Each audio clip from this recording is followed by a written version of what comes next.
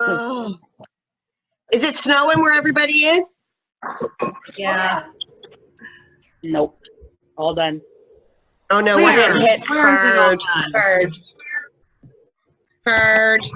Hardcore. It is really snowing here. Yeah. Like total whiteout. Yeah, here too, Georgina. It's bad. Awesome. We'll wait a few minutes before Not we begin. So before we begin, make sure you have at least one candle, and you will need a bowl of water. Forgot to mention that to some people. Does the color of the candle matter? No, we're going to be going over. Does the color matter? We're going to go over all of them. So whatever you brought, you'll know why. Well, right there. And the other thing is, this is going to be recorded, so you will get an audio of it. You don't have to try to take all these notes because there's a lot to cover in this class. Awesome. I love the mini candles. Sweet. Aw.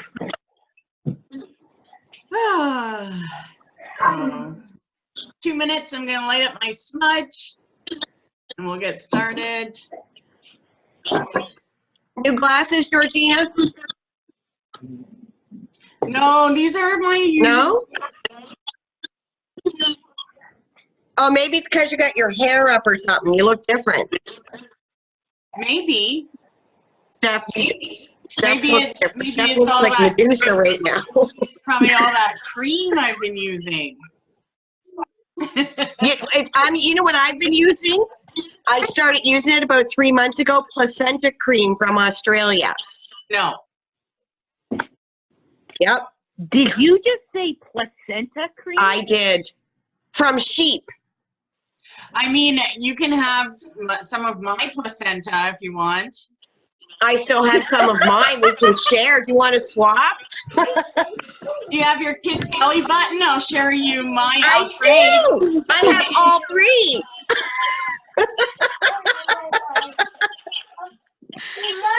I thought I was the only weirdo. If you only knew what I had in my jar collection. Oh, yeah. Mine doesn't feel so dark anymore. Okay, it's 1 o'clock. I'm gonna light this smudge.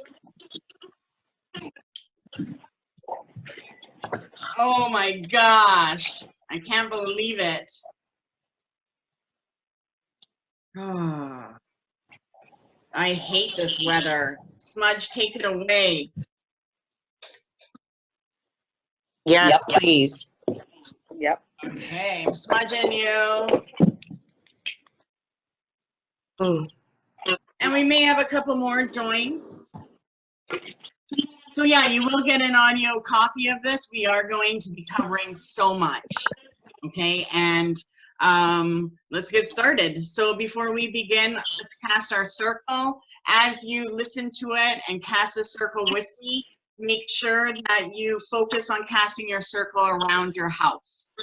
Okay? And if you are, I'm going to mute some of you just so that we don't get any cutouts. Okay. Look at that. I just did that for the first time. Okay.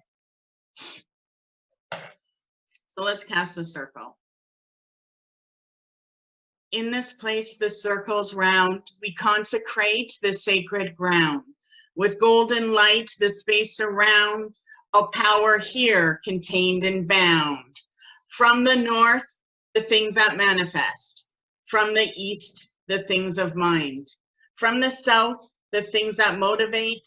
And west, the souls refined. And yet no place or time there be between the worlds, our words and we. Ancient ones come and see, the space is sealed, so mote it be. Welcome. Oh, I'm excited. So this is a second attempt. The first class we had to cancel because of a big storm, and then it was like, hey, we can do this online, so we are. So this class, we're going to be doing a lot of work in connecting. I want to teach you everything there is about fire magic, about candle magic, how to know if your magic is strong. And this is stuff that you can do for anything. So fire magic is an ever-shifting form, and it never stops once it's lit. I mean, we can put it out, but I'm talking about on a magical level. So it's always shifting, it's always moving. And when things are burnt, that is considered spirit to us. So for the only supplies you'll need for this is any type of candle, or if you have more than one, and a bowl of water. Awesome, thank you to the chat. I'm not good at that, so any help is perfect. The other thing about fire magic is it varies in colors. It varies in heat, and it varies in brightness. And all of this is really important in magic, the heat and the light, but also the actual physical changes it produces. And that's what the magic is made of. There are several religions that have worshipped fire as a symbol of divinity, and we also do as well. We have all heard of the eternal flames, the Vessel Virgins of Roman, and even the Jewish the synagogues, they keep an eternal flame. Same with John F. Kennedy's place. He has a memorial flame. But most of us don't actually look at why this eternal flame is important. My native tribe, we have an eternal flame. And we have people that during the powwow, they're fire keepers and they don't sleep. They're there the whole time the powwow is going on. The flame is a manifestation of the masculine energy. And that masculine energy is what protects us. So all of you have taken the sacred circle. And when you took the sacred circle, you learned that the fire magic represents the masculine energy as well as the present moment. The fire represents everything that motivates creation. And that's why it's actually considered as a masculine energy, because it is the seed of creation, and therefore it's the seed of our magical creation. So fire is a very powerful element, and it's so powerful, that's why the ancient ones always worshipped it. The placement of the burning candles means something. Having them on the altar means something. The colors and the energies. So we're going to get right into that. Fire is actually the element of transformation. Anytime a candle is lit and it's connected to magic, transformation is happening. And to harness the power of fire is to bring about change. So that's why we also use that in magic. We light a candle, we want change. Candle flames represent the light and the darkness. It represents illumination and the spirit of truth. So for us, we will use the candles to communicate with spirit. And we can have a full question answers with spirit through the flames of the candle. Candles are known to light up the next world.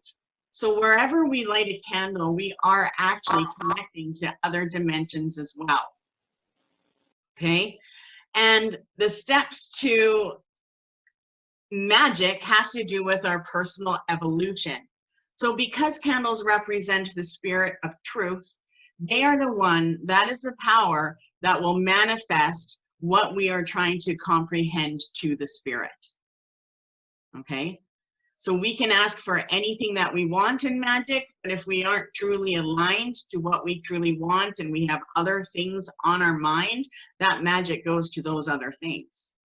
So the candle flame is to teach us how to focus, to teach us that we're protected, and to be able to see the channel of power that we have available to us, whether we're not paying attention to it or not. So the candle does represent personal evolution. is the light of intelligence and the courage, and it gives us the courage and the energy to follow through. One of our physical signs is if we are connected to the fire element, we have energy throughout the day. We don't get wiped out. And if we do get wiped out by the end of the day, that's the sign that we need healing. Something needs healing. So what do we do? Well, it depends. If you know what needs healing, it would be the topic of the day or the stress or where your energy was flowing. And so you can light a candle, or you can do other magic connecting to the elements that have to do with that topic. Okay, so if it was physical healing, earth magic, connecting and grounding. So the fire magic brings us the new, and it gets rid of the old. So you light a candle, you're starting a new cycle. Something new is now coming into your life. Whatever you lit that candle up for, there's the new energy, okay? Fire also represents transmutation and changing something into another form. And that's the very basis of magic. When we are focusing on manifesting things in our life, we have a form of something that we want to create. So fire helps transmute that energy, and it also allows us to zoom in onto certain areas in our life to see if we need to feed it more energy or not, okay? So let's say you've all seen the aura on the candles, and in your room, you can light a candle now if you want. At daytime, it's harder to see the aura, but you can see mine in the background. And if you actually have a mirror behind the candles, you'll be able to see the aura of the color, and the aura and the colors a lot better. Okay, so try to hold up the flame in a mirror and see how much brighter that flame is than in reality. So fire burns away the old, it's changing something into another form. And that's why when we use papers in our magic, we put on what we're writing down, what we want, what we desire. A lot of people put symbols, they'll burn that in the fire because that's releasing it to the spirit, and it's changing that form of symbolism or those things that we have written down into manifested form. It has to go into another form if there is any type of consciousness connected to it. So fire magic is actually considered desire magic. And that is because we use candles whenever we want something, whether we're releasing it or getting or calling something in. One of the first steps in magic is to know yourself. And a lot of you have heard me say that many times. When we know ourselves, we can then connect to what is around us and read it well, because we understand that it's not us.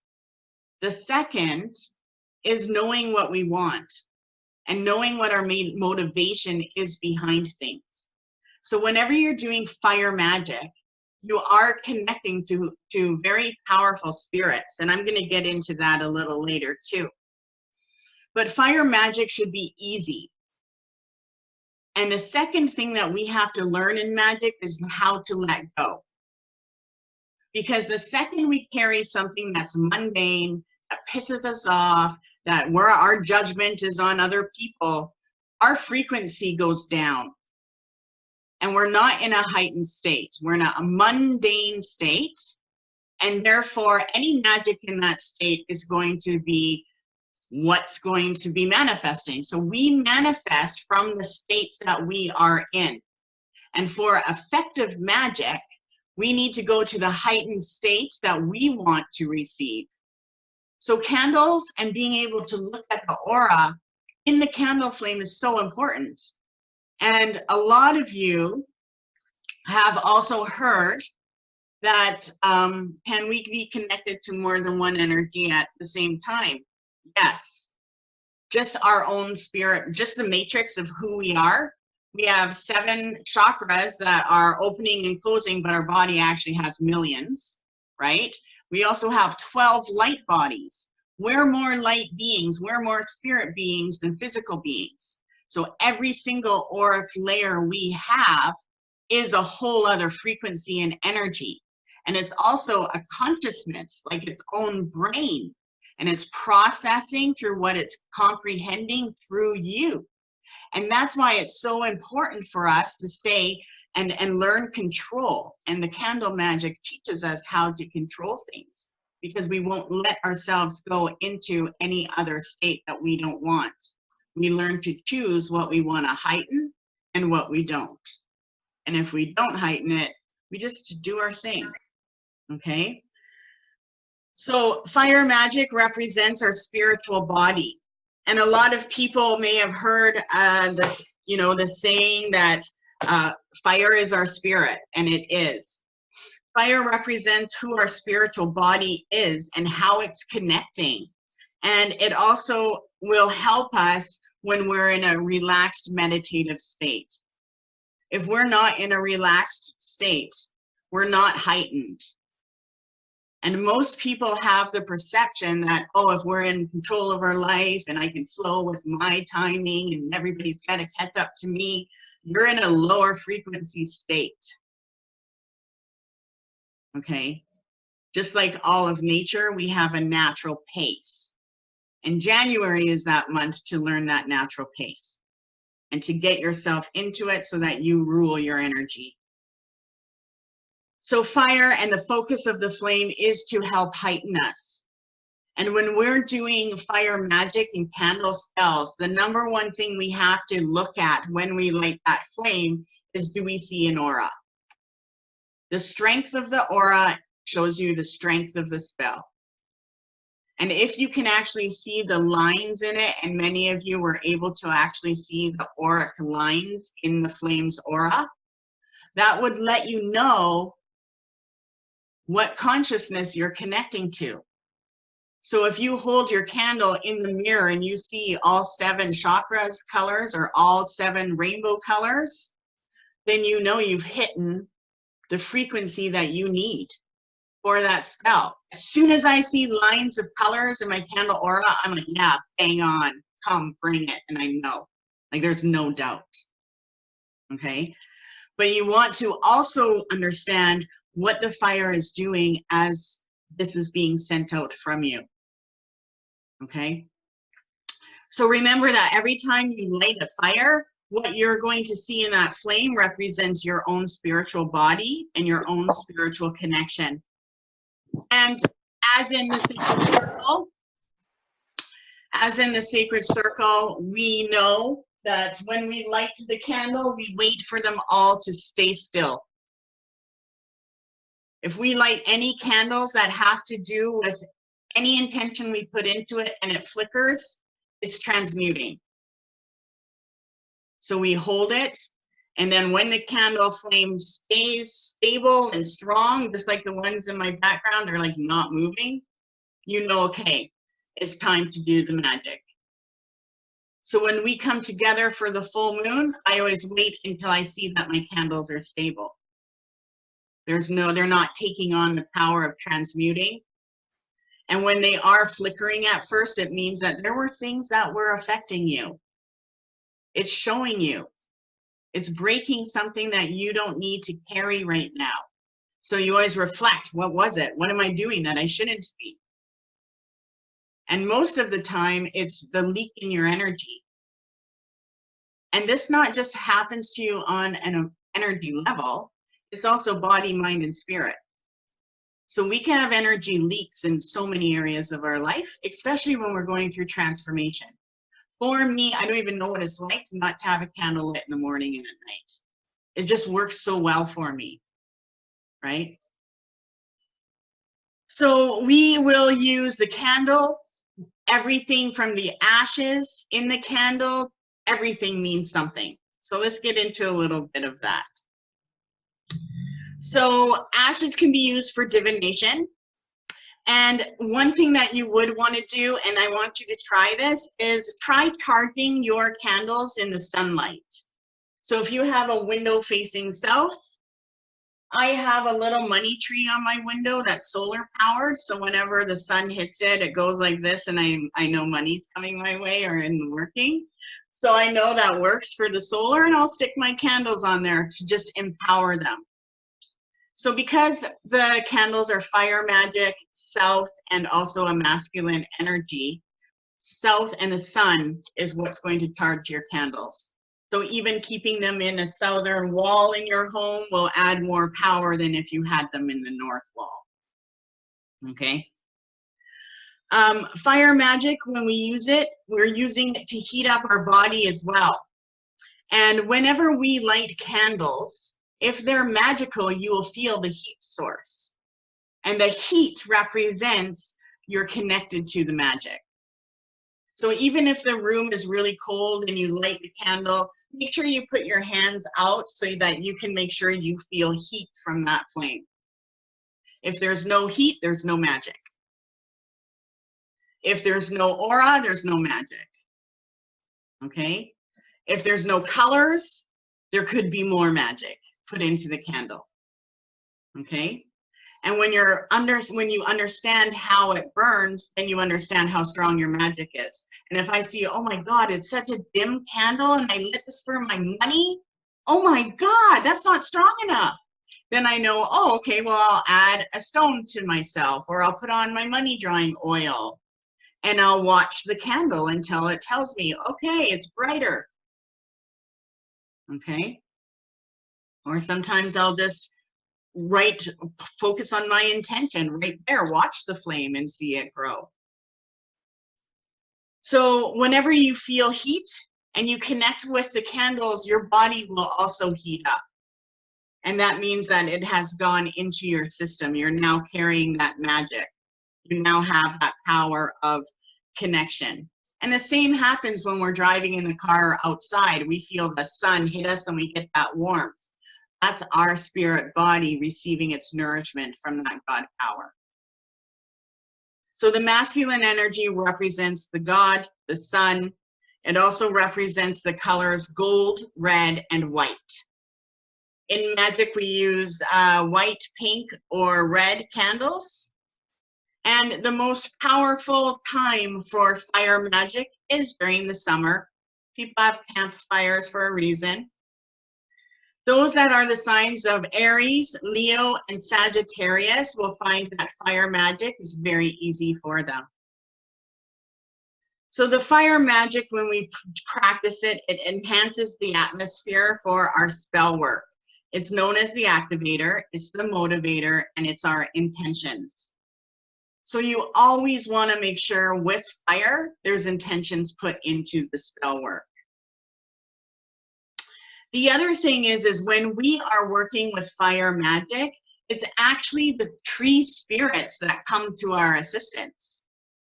The fire magic and the smoke behind it will travel and do our bidding, but it's actually what we light on fire. And that's why you'll hear 9 woods in the cauldron go, okay? Because it's the tree spirit that appears and it acts as an opening. So if we're burning herbs, we're using that herb spirit as the opening. That's why we'll burn herbs for money or herbs for love, whatever. So we're activating that spirit. But with fire, fire will come to you in visions as a black dog. So if you've ever had a mysterious black dog just show up, that's fire. That's the spirit of fire. And normally, people are scared of those black dogs because they represent the hellhound in many different traditions. But it is a supernatural dog, and it is letting you know that there is death of something around. And that doesn't always mean a physical death. When we work with fire magic, we also work with the power of the dragons. And if you have been able to have big, crazy winds, whenever something big is going like that, it's dragons and working magic. That's what we believe. This blizzard that's blowing through, air dragon is activated. So we use dragons when it comes to fire magic, and they're the ones that will help carry through our connection. And some other fire animal totems are the fox, the tiger, the cheetah, the lion, the phoenix. And a lot of times spiritually, the phoenix will come to people in visions as well. And that represents new joy and a new life and a new joy.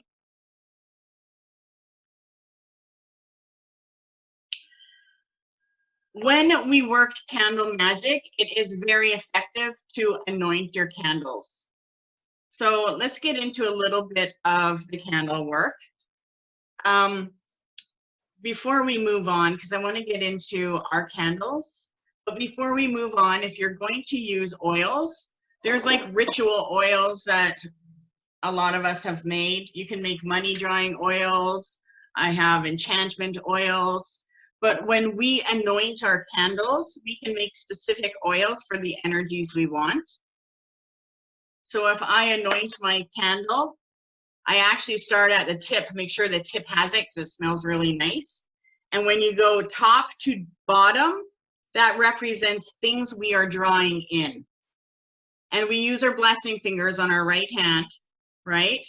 And if we anoint our candle from the bottom up, so if we're doing a banishing and we put olive oil, we'll even activate more power.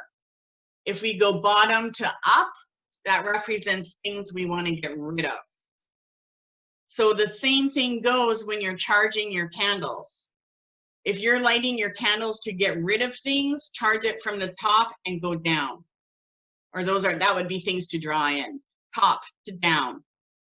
If you're doing, I want to get rid of this guy, I hate him, get out of my life, we go bottom to top, okay? And I see some of you giggling, okay? Yes, you can anoint it, you know, pretend it's a penis because— No, that's not what it is. There's maybe one person in this group that needs to pay attention to this right now, Georgina. Okay, well, actually, I just have to say the candle actually does represent the phallus. So light that big, you know, beauty up. Okay, so moving on. So anointing, top to bottom, things to draw in, bottom to top, things to release. And if you wanted to carry around a stone that represents the fire element, a lot of people will burn their candles in their cauldron, on money, around stones that they want to activate and carry. Garnet is a traditional fire element stone. And when we use garnet with candles, it is believed to release bad karma. It is protective, it brings us energy, and it will also bring order to chaos. It is also said to help in rituals, magic, and spells. And it is the symbol of fire. So you can use that as the talisman. A lot of people like to do their spell, have something they carry until it comes out into manifestation. So when the fire's burning, there is a fire of life. You have to look at that fire as a spirit. There's something transforming. And nothing ever touched by fire has ever remained the same. So when we hold the candle and we're doing magic on it, we are connecting with a God energy.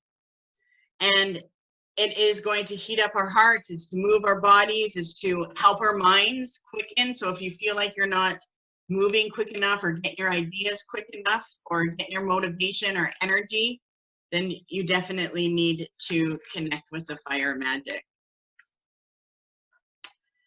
Let's go into reading the flames, because I want to do an exercise with our candles in that bowl of water. But before we do that, let's go into it.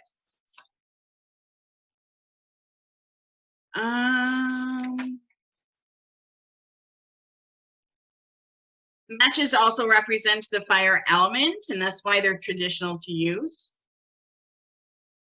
So whenever we light a candle, and I'm going to light one up here. You always want to pay attention. Is there smoke that appears to the wick? Is there any popping? How stable is the flame? Is it starting out really small or was it nice and big? If you have a slow burning and it's small and goes large and it seems to do that slowly, then it shows that there has to be more energy entered into what you're thinking. So focus on what it is that you want. The colors of what you see in the flame also represent the portals of power that you can expect that magic to come through and how it's going to affect you. Okay, so you can see the aura in mine, and it's pretty yellow. Sometimes you might get blue, purple, red. So the colors mean a lot. Whenever we have smoke in the candle, it actually is telling us something. And this includes burning our herbs. So if we light up the candle and the smoke starts to drift towards the west, then that means that you need to clear your body and get rid of something from the past. If your smoke and everything flows to the north, then it means that you need to clear your mind. And it represents your present life and that you need to rise above where you are. So more energy is needed. And if the smoke moves to the south, it represents your heart. And it means that there is something that is pulling you down. And that's what it wants to get rid of. The other thing is the east. Whenever the smoke or anything goes east, your spirit is trying to tell you something about your future and what's coming about. If you light up your candle and you see any type of smoke, and this is also the same as in herbs that we burn or incense, gray smoke means that something is manifesting.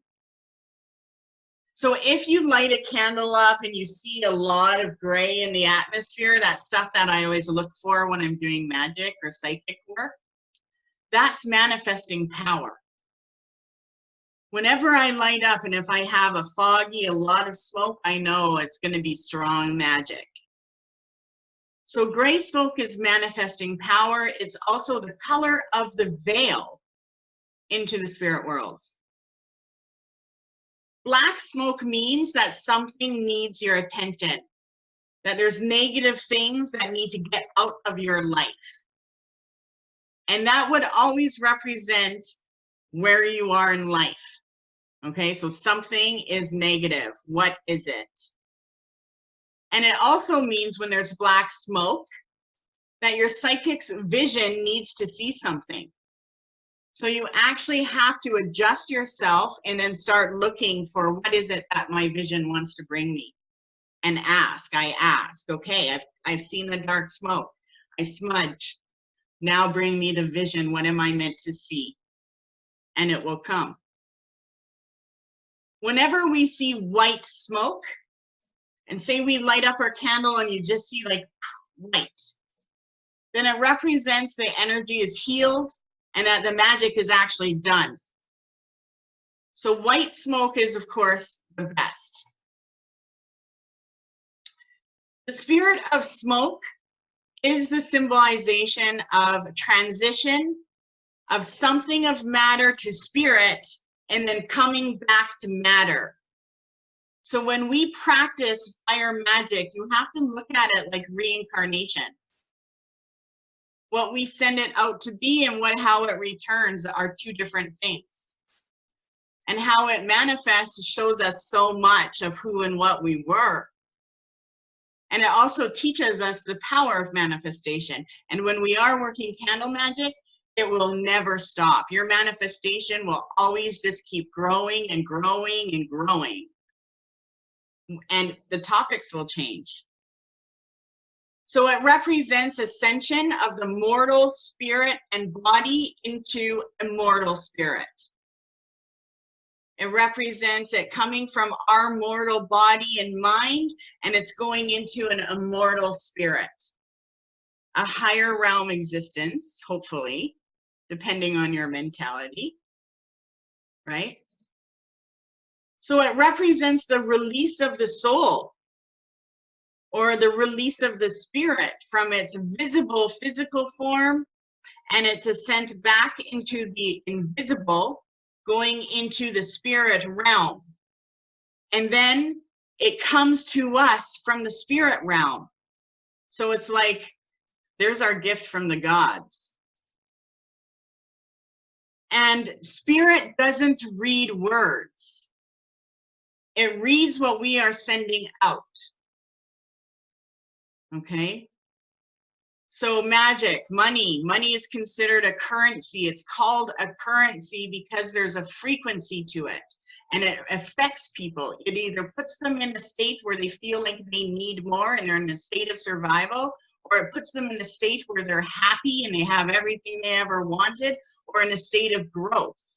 It is a currency that affects us, body, mind, and spirit, as is everything else we're working on in our life. So fire will let us know if we're reaching the right currency, and it will help us get there. That's why candle magic is so effective. And when it's released, it's actually the natural state that's free. So we set any intentions into motion by creating a spirit and then setting it free to do its work. And remember that spirit can exist without matter, but matter cannot exist without spirit. Okay? So when we see smoke, a request is in play. Something is to be received and changed. It has to do it with connection to the higher realms and to our ancestors. And the past is the mundane. So we also use the fire to invoke. You want to invoke any type of spirit in a place, or a god or a goddess or an energy or a healing or a frequency, or you look at the chart of consciousness and say, oh, I need to heal my second auric body because I'm rejecting relationships. You can do that with a candle flame. And when we light a candle flame, the spirit, our spirit, and any spirits we're in contact know and acknowledge that there is something being requested.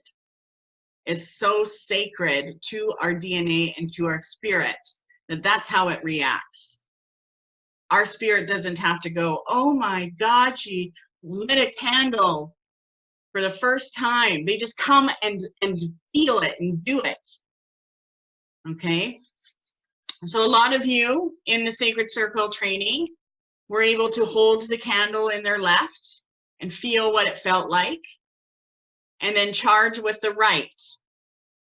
And some of you did your training in person, and we passed that around the table, and you could feel other people's essence. So I don't need to go into the essence of it because you all were able to experience charging the candle. If we want to know about the future of things and we light a candle, we want to pay attention to its smoke, but also its flame. So if we are using it for the future and for divination, if the candle's flame is going east, or you see more smoke going to the east, it represents a new opportunity. Or it's telling you to begin something new. It also represents our breath. If we see the candle flame and it's like kind of spitting to the south, then it means that we need to connect to our creativity, or our inner child, or our own children need attention to. But on a divination level, it represents passion, joy, hope, faith, and something playful. And if we get into our life where we're not honoring what we enjoy, or we're playing or taking time out for ourselves, our energy level will dwindle. Fire magic and the element of fire is what shows us what our gifts are. Whether it's painting, whether it's beading or doing something or trying to be a guru. You need fire, you need passion, you need focus. And the one thing that gets that breaks that is distractions. And distractions are a daily thing we deal with, right? Our schedules, the people in it, what they're all doing. But the one thing we have to do is tell ourselves, no, we're not going to over-sacrifice.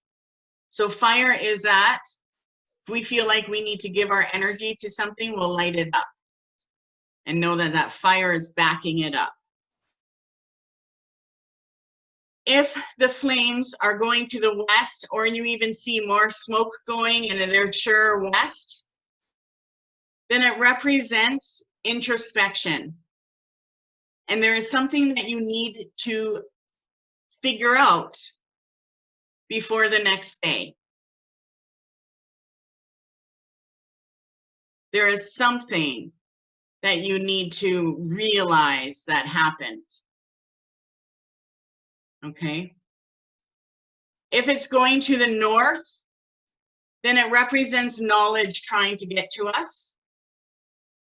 And it means that this knowledge has to do with our well-being or someone else's. Now with candles, if the candle is heavy and there's a lot of negative energy around, it takes a really long time for it to burn. The clearer the energy, the faster it will burn down. Okay? And you may have noticed some months your full moon candles burn faster than others. It just means that there is a lot of energy that's in play. So there's a denseness of the energy. And there is blocks and things that need to clear. But as you cleanse the area and as the candle cleanses the area, you'll notice that the feeling of the candle starts to spread out. And it's almost like when you leave the window open and a breeze comes through. You'll be able to sense the spirit of the candle in whatever room it's going into. So the candles will actually change negative energy into positive energy, and it spreads out. So if you get into a fight with someone in your household and you lit a candle, it would purify those emotions and those frequencies.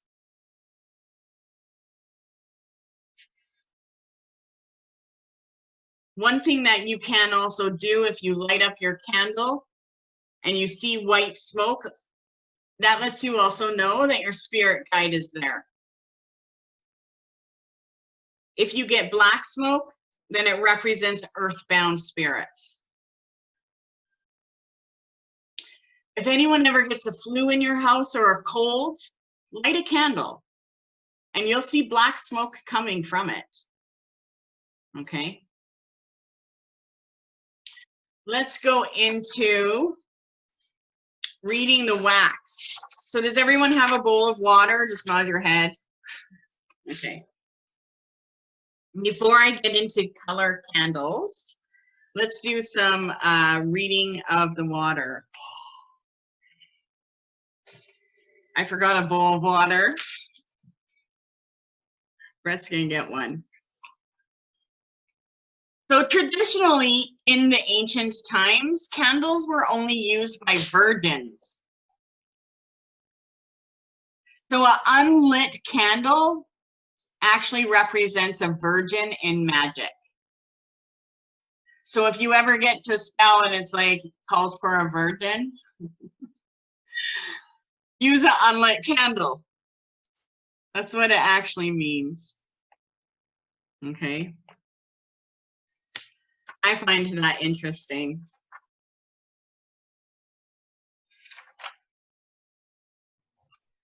Okay, so we're gonna go into, everyone's probably got a candle lit.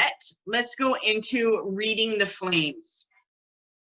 And then we're going to drip it into the water. There's lots of spells that have to do with dripping wax into the water. Awesome, thank you. Okay.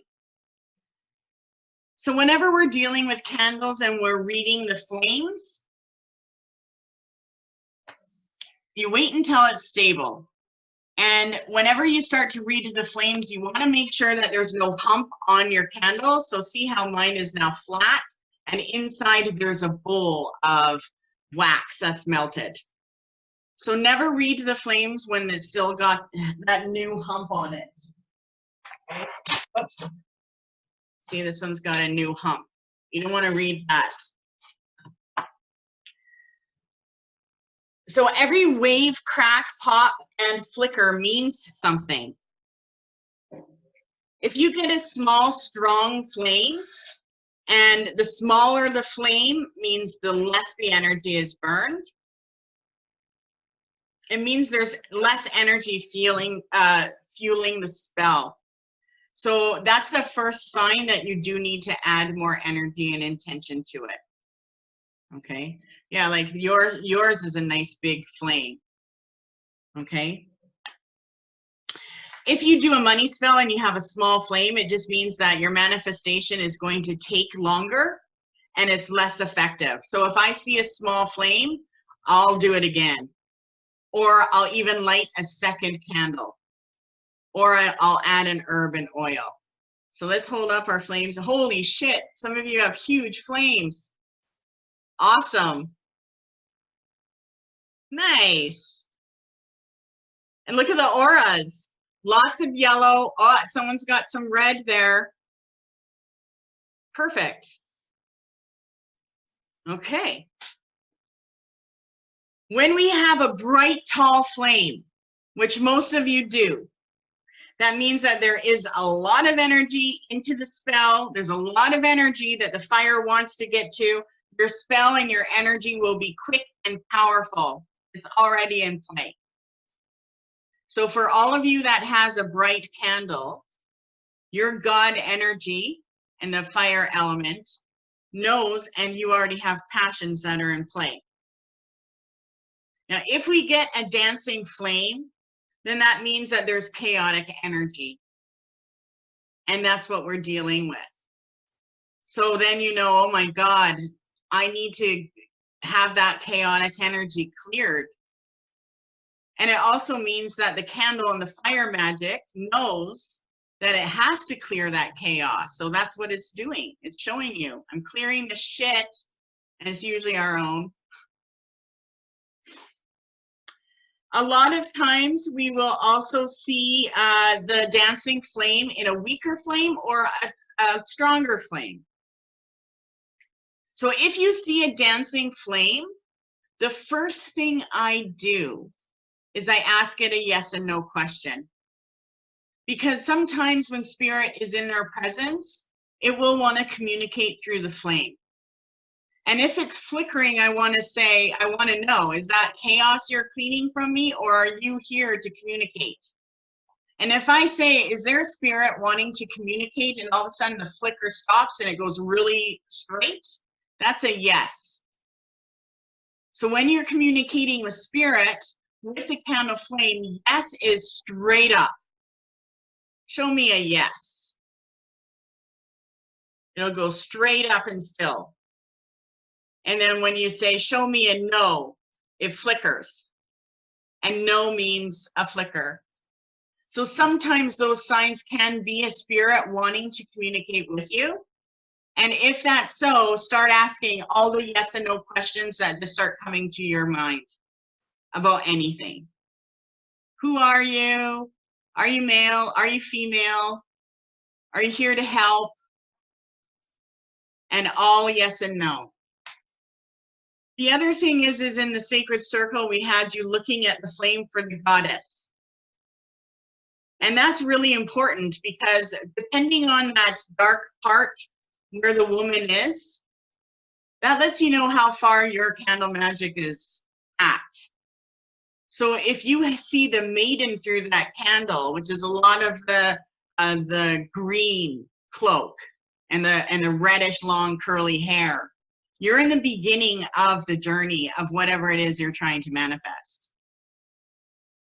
And if you're asking about something, say it's your money, and you're working on something that might be a new stream of finances, and you look and you see the mother in there, And she usually wears a red cloak for the mother, and that represents something birthing. And that means you're about 50% on your path to completion and of receiving that magic. And if it's a small dark one, that's the crone. And that means that the cycle is coming to an end.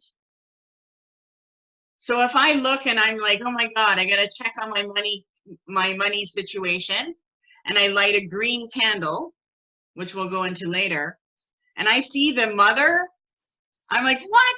I'm only at 50%. What can I do to speed that up? If it's mundane, we have the power to change anything we want. Right? And a lot of this occult magic also stems with the tarot. The minor arcanas are things we can change, the major we can't change. It's the same as magic in our life. If it's mundane, we can change it. Right? It's only when there's universal laws and we're always in connection to one of those laws. We're always meant to master certain aspects of our life. So there's always universal laws at work for us. And those we can't change. Sometimes we're stuck on the same path for like, oh my God, I can't get out of this. It's been a year, right? That would be the universal law.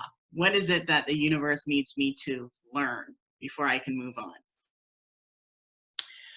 If you ever light a candle and the flames come towards you, that means that the magic, they know that the magic is something that you are trying to receive. So that is confirmation that what you're drawing towards you is coming. And if it drifts away, then it means that there's actually energy slipping into something else. So that is another sign of an energy leak that needs to be changed. Now, if you're burning your candles and you get no wax drips, and I'll show mine, see there's like no wax, it's just burning even and clean, then that means there's no messy situations. It's easy, everything's done. Now just watch for the change. However, Brett, can you bring that over? My candelabra?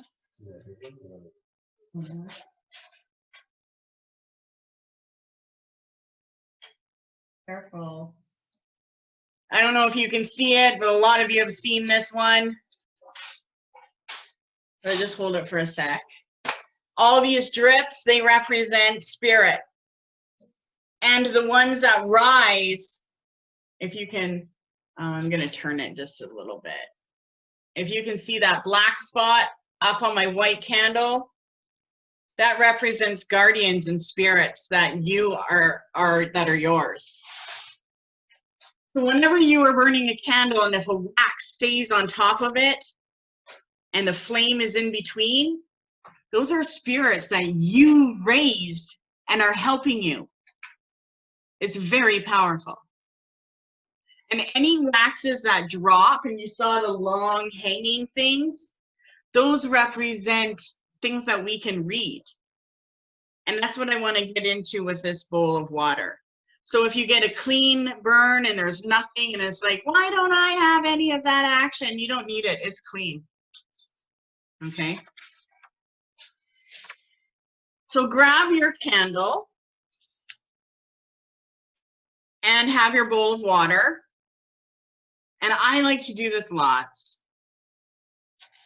Let me just get I gotta fix this. What you want to do is you want to hold on to the candle above the water so it's sideways, and you let it melt your wax and drip into the bowl. Try to hold yourself steady, so put your elbow on the table as you're holding it, and then just let it drop.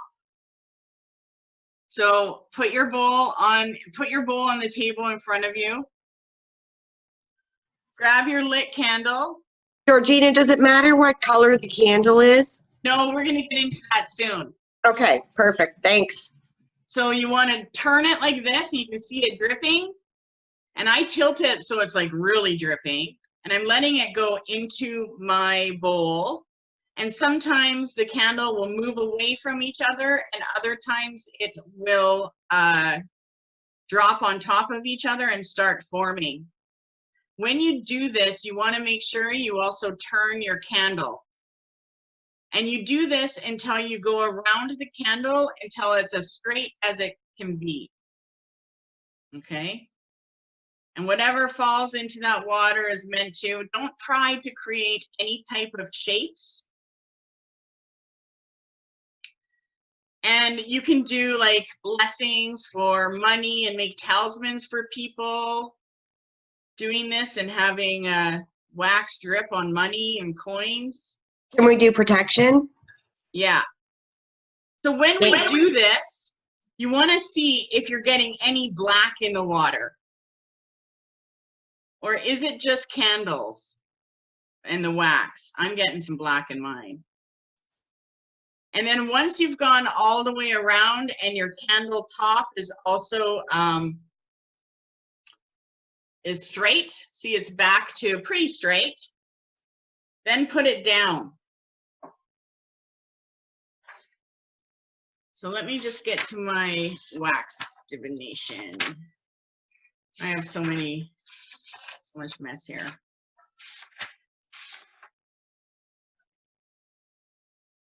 So you don't ever look at the top of it. Take out your biggest piece and turn it around. Let me just, sorry, I'm still looking for my page. I closed my book of shadows. And if you look on the other side, it's going to look quite different than the other side, right? Okay, one sec. Hello? I got angel wings. Really? I love the way it looks on the other side. Sorry. Look. Oh, hang on.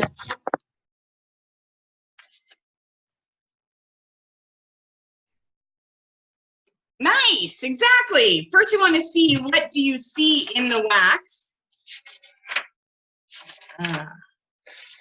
I'll show you my piece, but take your biggest piece out and start looking at it and see what you're getting for a symbol. If you're getting any symbol, maybe you're getting a letter. But what are you seeing? And sorry. It's annoying. Like a little.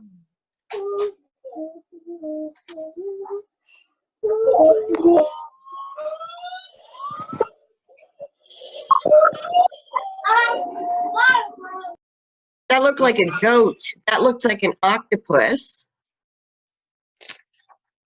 So if you do see symbols, those are what you would want to look up. What does the message tell you? And if you don't intuitively get your message, you can Google it and see what's right for you, but you'll get like 100 things.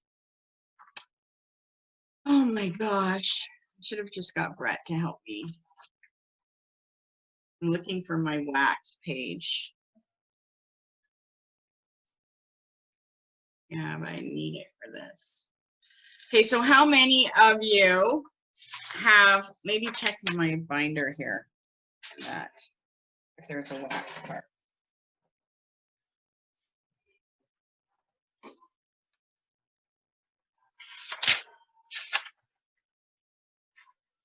Like, hello, I can't believe I can't find this. I've gone through this book so many times. So if you do have a big piece, then it means that that would be what you would want to carry with you. So we would ask a question about something and also receive the answer, okay? Okay.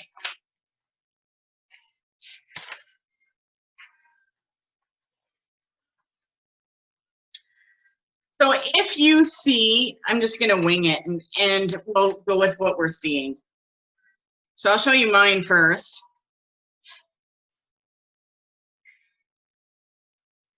That's mine. I see a seahorse. Yeah, that's where I saw something riding on someone. So Yep. to me, it looks like there is someone riding, and it's facing the past, and there is some gray in it. So it lets me know that the fire magic is trying to clear something. So that gray also reminds me, if you see any soot or any speckles in your candle or any pieces of wick that broke off, that represents things being broken. What do you get from yours? Pretty thick piece though. Oh, yours has some color in it too, like mine. So Terry, that means that there is something being broken. I see a face in yours of some kind of animal. To me, it's dragon-like. Maybe even like a elephant or something. So I kind of think I see like a hooded person and then something just fell off my wall. And that would definitely represent spirit around you. So you'd be able to use your candle flame. Yay, Tasha. Yeah. So you could use your candle flame right now asking yes and no questions and see what type of answers you're getting. So what do I do for angel wings, Georgina? So angel wings does mean there's assistance at your side. So that would represent angelic guidance and also help. So ask the angels for assistance in something. You will also see like Betty's, I see yours. I think it was Betty, but if you see spirals, the spirals will show up a lot. And that represents, that's perfect, thank you.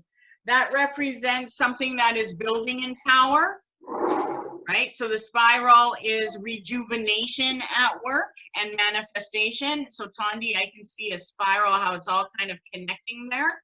Oh, I was like a sperm, a colon, a worm. I don't know. It could be a sperm. Do you want to have, were you thinking about kids? God, no. Okay. This So factory is let's closed. go to the divination with that wax. So you melt it in there. If you get, when we do divination with wax drippings like this, the best colors to use are white, red, blue, yellow, or green. So you want to keep it with elemental. Now, depending on the color of the candle, it will represent what is at work. So for you that had blue candles, that's past and healing. Red represents south and represents our heart and the things that we want to manifest or the energy.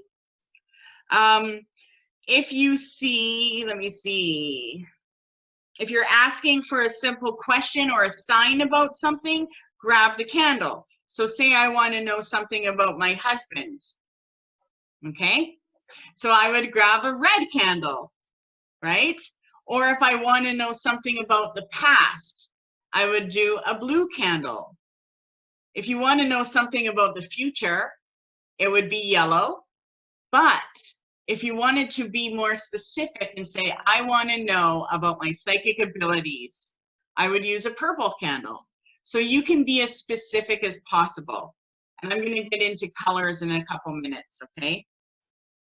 So if you're asking questions and you let it drip into the water, you hold it for a few minutes, you would think about the question that you want to know, okay? And you have to make sure that you can think of the question over and over again without something getting into your thoughts.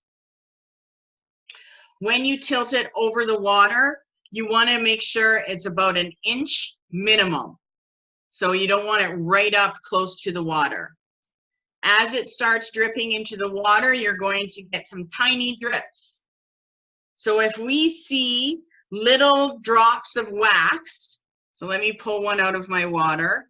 Okay, if you see a bunch of these little tiny drops in your water everywhere, and it's kind of scattered, then it means that you're having trouble with your focus and your energy. So little drops means more focus. But if they are starting to connect with each other, and maybe you get 2 or 3 drops, any building drops will represent blessings on their way. So a lot of times, yeah, see, yours has a whole bunch of drops. Terry, on the bottom, you can see those drops there. So on the bottom of the one that's showing, if you have lots of pimples showing up there, then that means that there is manifestation in play. The ones that you're holding up, Alana, because they're all separate little drops, would mean more focus. Okay? Got it. Yep. Yeah, so yours has some drops on it, so that would mean blessings in play as far as your manifestation. Okay? And normally those little drops, the singular ones, will happen at first, but as soon as it catches and you get that wax dripping and it starts to catch and these drops are collecting, then you know, okay, now the message is starting to appear. And if you held the candle and you specifically wanted to connect with a spirit of somebody that you know, you would do that facing west, and you would ask for some guidance, light a blue candle or white candle, do the same thing, and you could get initials, you can get numbers, you can get symbols. And then what I will do is, if it is something I'm meant to carry around, I will. But normally they're not very thick, right? If they're thin like this, I'll put it on my altar or my place of power. Hey, Georgina, I have a question for you. It's Sure. Karina. So I didn't get any drops. I only got one piece, and it looks like an angel face. What So do you then that would be, then that means you did connect. And now because you have a bigger piece out of it, that's your sign. That's your symbol. So that means that you do have angelic forces in play, just like Alana. So call the angel. As soon as you know there's an angel around, give it what you want. Tell that angel, thank you, I know you're around. Can you please help me with this? Because when Perfect. we know angels are around, they're there to assist us. And that means that there's something really important in our life in play. And you don't want to be like, oh, wow, an angel's around, cool, and then just leave it. Like, the angel's going to be like, I got something for you. Don't miss out. All the time. So if there Awesome. is Thank you. more structure to it, and you start to see that formation, that would be your energy. And even if you don't get anything out of it, and you're looking at it and it's like, I don't see a thing, but it's a hunk of wax, there's still power in that. Okay? So when you have your manifestation or you receive the sign that it's coming, that's when I would give the wax and put it into, some people put it into the ground, or I put it into my can of wax. I save all my spell candle wax. Any candles that burn down 2 inches, I keep the base. Even if I burn a candle for someone and they're like, I need you to light a candle, and the candle is this long, I won't use it again. Okay? And I save that and I'll make other things. So some things I'll make my own spell candles and melt them, or I'll use the wax to make spirit dolls. Spirit dolls are all wax, right? Or you can make poppets, you can do anything. So save your wax. And there's 2 times in a year where we actually have to make something out of our wax, our leftover wax. And it's pretty magical.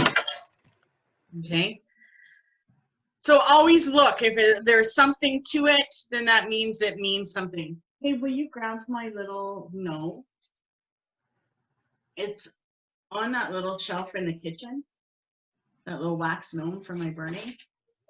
So in the ancient times, whenever people burnt candle waxes, what they looked for was the symbols that their confirmation and their magic was in play. And so when we use it and we see these waxes, or if they fall off the candle, they do all mean something that's in play. And sometimes you'll get symbols of a person, okay? So some of you were present when we did this spell, right? I gotta hold this guy up. Got a little magical gnome, right? You can see his hat and everything. And I think that was when we were doing money magic or something. I think it was money magic when we were doing the no magic. But that, if like the old alchemists saw that, it'd be like, wow. It's true. They'd be like, holy shit, he has power. And then they'd be all scared or whatever. So these have power. Now that I got this cute little guy, I can't throw him out. He's like part of my spirit family. So I like to keep him with my other genies and stuff, right? Like this is my gambling genie I got from a monk. Nobody messes with this dude, right? So they are looked at like genies, or waxes. They're like talisman. They're portals of power. So enjoy what happens to your candles, okay? Let me see if there's anything here, and we'll go into what they look like. So always look at your shape. What does it look like? Would you say it's underworld, middle world, upper world? If there's any types or patterns, believe what comes to you, because what you're going to see will pop in. Anything So that Georgina, just a question, just one question. If we believe it's underworld and made possibly evil, what would we do? Okay, so that's to us, the underworld represents all of the nature spirits. I get it, right? But it's a valid question to the newbies, right? Not the newbies, but you know what I mean? Like, so religion does believe in different dimensions of hell. And when it comes to the underworld, there's like 12 layers, right? The closer layers to the earth are mundane spirits, okay? And you got to think about how many people get buried on the earth, right? So 4 to 6 feet under, there is an element and a spirit to it. When we're talking about underworld spirits, we're talking about nature spirits. Spirits that connect to earth, air, fire, water, the four-legged, the birds, the leaves, okay? Every time spring comes and a leaf blooms, that's a portal of a spirit coming through. And that's also why, and I'm glad you brought this up, that's also why we'll use wood and herbs in our magic, because we are invoking the spirit of those things, right? Same with wax. So negative spirits will not come to your circle. You protect yourself. And that's why we do the circle of protection. For me, it's not a big thing because I don't believe in demons and that stuff. No, if there's a demon around, it was made by man, right? It was some guy's messed up head and idea, and he thinks he's all like, you know, whatever. I don't believe in that stuff. So if it's a mental thing, I know I can do magic against it. Right, but we always come across, I mean, and not to delve off the subject and not to demean anybody in the group, but there's always people that believe different things, right? And then you get people that sometimes, even though they don't believe in demons, that thing can come through, right? Definitely. And even though we don't believe in it, we still get affected by it because Exactly. that is the consciousness of everything we don't like, from our stress to our hate, our jealousy, our weak energy.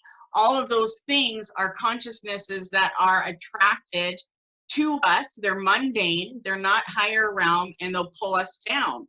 And so that's why fire magic represents the God energy, because as soon as we light that, our own protective masculine state is in its instinct mode, right? Nothing going across. And that's why we'll use the fire magic for sacrifice and also letting things go, right? So the most evils that we are going to face as people who are practicing magic is the shit that arises in our life that we have to take care of, and other people's personalities. But besides that, the candle will only read what is connected to you, right? Right. So if we go to the candle and we're in a really negative state and we light the candle already knows what our natural state is meant to be, what it naturally is, and it will take us there. We don't have to think a thing, because no matter what we think, it doesn't really make a huge influence. What we think and what we become is only part of manifesting through our mental mind and the neutrons, right? So we're using the law of attraction mentally. But when we're doing fire magic, it's outside of the mind. The spirit automatically connects to the frequency because our spirit self is only frequency. It isn't who I am today. Right. So it's a bypass from us to the divine. Just like when I see a bird flying, that's me connected to the divine. It doesn't matter what that bird means to anyone else around me. To me, an eagle is my grandfather. That'll never change. Right. You know what I mean? So I will receive guidance from my grandfather, even though other people are like, that doesn't mean my grandfather. Well, whenever I see the eagle, I get knowledge from my grandfather. It's now a portal of power that works for me, right? That makes so much sense. Thank you so much, Georgina. Yeah, Thank you.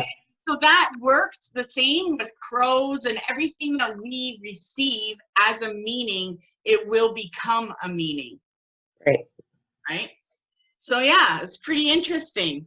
So even if we're in a negative state, we can't make negative things happen. Fire is a natural force. The only time we would be able to tap in and make that negative is if we were performing during the dark moon. The dark moon is the only portal of negative power. So the new moon. And then that would be your ego making magic. So that's why a lot of people don't practice magic during the new moon. So let's go to the colors of the candles and the things that you can use. So we know the basic elements: earth, air, fire, water. Earth is green and brown. And I'm going to get into a couple more spells that I would like to do as well. But now I got to find my colors. What book is that in? I got too many things here. Okay, here. So we're going to go into the colors of them, and then I will look at the chat soon and go over what you guys saw, because some of those look like they're fun. So for candle magic, these colors are common, of course. Some colors may have more meaning to you, so definitely put that down. But as far as candle magic basics, black candles are typically used to represent evil, negativity, adversity. If we need protection from evil, we'll use black candles. And also when we need to shield ourselves from evil. So black candles will repel black magic. Now, if you took a black candle into a haunted house and lit it, it would give power to that energy there because of the frequency of the color black. It's a very slow frequency vibration, and it matches the same as if you were going to hold a black onyx or a hematite, very slow and pulsing, okay? So we use black candles. One thing that I like to do frequently is I'll light a black candle and a white candle side by side and then see what burns down quicker. Was it the purification candle or the negativity candle? So you can tell, that's one way to see how your energy level is, okay? Blues we will use for whenever we need to find the truth of the matter.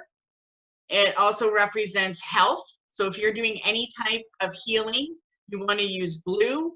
If you're looking for wisdom or even immortality and loyalty. If you are breaking a habit, blue candles are really good. Blue is also burned as an offering to show our dedication and our devotion to the spirit world. So sometimes I'll light a blue candle just for an offering. So if you want to feel grateful or you received something and the spirit like brought you a surprise blessing, light a blue candle. I also will use blue candles for blessings. So if I'm doing a house blessing for someone or a peaceful home spell, blue is really good for that. Brown candles are good for balance. So they are grounding. They will also help you with meditation and concentration. We'll use brown candles for any type of animal healing. Okay. We'll use brown candles to invoke telepathic power. We'll also use them for communication with spirit, so using it to communicate with spirit, and as well as studying. So brown is a good candle to get focused and to study. Green candles we use, of course, for money, but it also represents cooperation. So if you're having trouble connecting and communicating with someone or getting your way with something, green is really good. For if you need someone to be a little more generous and you're doing some kind of business deal, green. It also represents envy. So if you find that you're dealing with someone and you know that they're envious of you and it's causing a problem, or you're envious of someone else, then light a green candle. Holy shit, look at your candle. What color do you have going, Steph? Purple. So that's spirit. That's awesome. So because your candle is so active, that means spirit is around you right now. Purple is spirit, divination, and guidance. So use green for any type of physical healing as well. Blue and green are a very strong healer if there's past inflictions. Orange candles are used for opportunity. If you need more energy, if you're trying to attract something. Everybody always thinks the red is for attracting love. Orange candles will attract love a lot easier and faster than red candles. Red candles are also used for stimulation. So if your man is out of Viagra, you could actually light a candle. It's true though. You could light an orange candle with a little ylang ylang. I mean, I'm telling you, with magic, you can do anything. You can make anything happen. They also have 7 knobbed candles. And I don't have any, but I used to carry them. But I would use those for some bad stuff that I'd have fun doing magic on. She's mine, everybody. She's mine. I'm admitting it now. So orange is used to stimulate, right? We can also use orange to see about the future, but if we need a new opportunity, our life is boring, I need something new, universe, surprise me, use an orange candle facing east. Pink we will use for attraction, but pink will also bring affection. So whenever you're lighting a pink candle up for love, know that it's also going to bring a lot of emotions and affection. We also use it for service. So for police or ambulance or people that are dealing with some of the stuff that's going on in the world, we light candles to them. If you need spiritual awakening. That would be Stephanie, Georgina. Okay.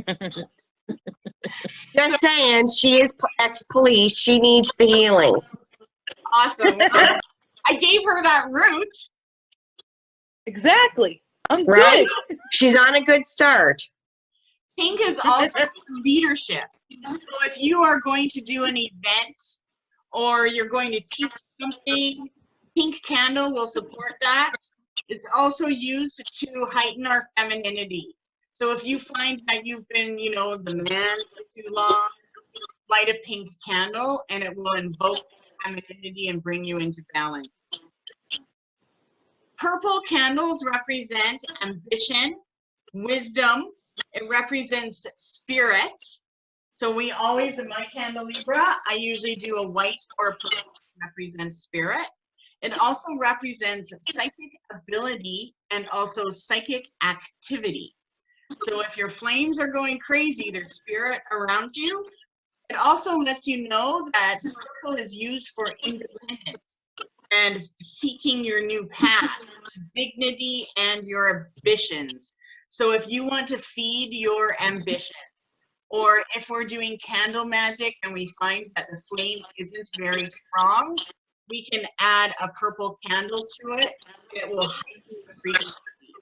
Okay, so the purple candle will be added energy. So if it's like, oh my God, I don't have very much energy in this candle, what do I do? Light a purple one. Red candles invoke sex.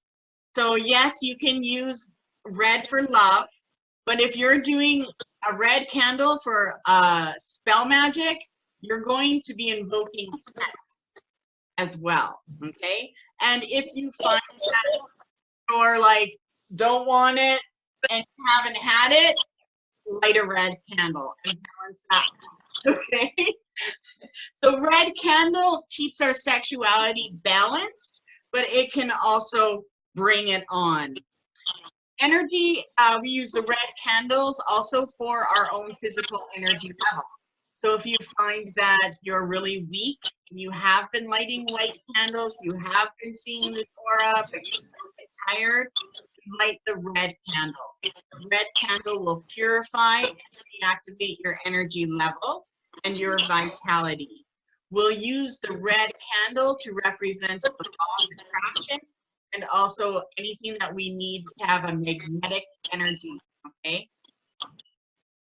White candles we'll use for spirit purification all the time. My candle just exploded. Who did? Tondi, What color is it? it's blue and it just like, it didn't explode. Where I unmuted myself, but I can't on video. It went snap, snap, and there's 2 cracks through it now. Oh my God. So yeah. How do I show you a video? That represents 2 different worlds that it's going into, that it's influencing. I mean, it looks like a pretty clean. Mine's done. On. So it burnt down fast as soon as you saw it. Done. That's awesome. So the faster the burn, the more manifestation. Okay. White candles. So white candles represent masculine and feminine. So if you need balance, use a white candle. It also represents truth.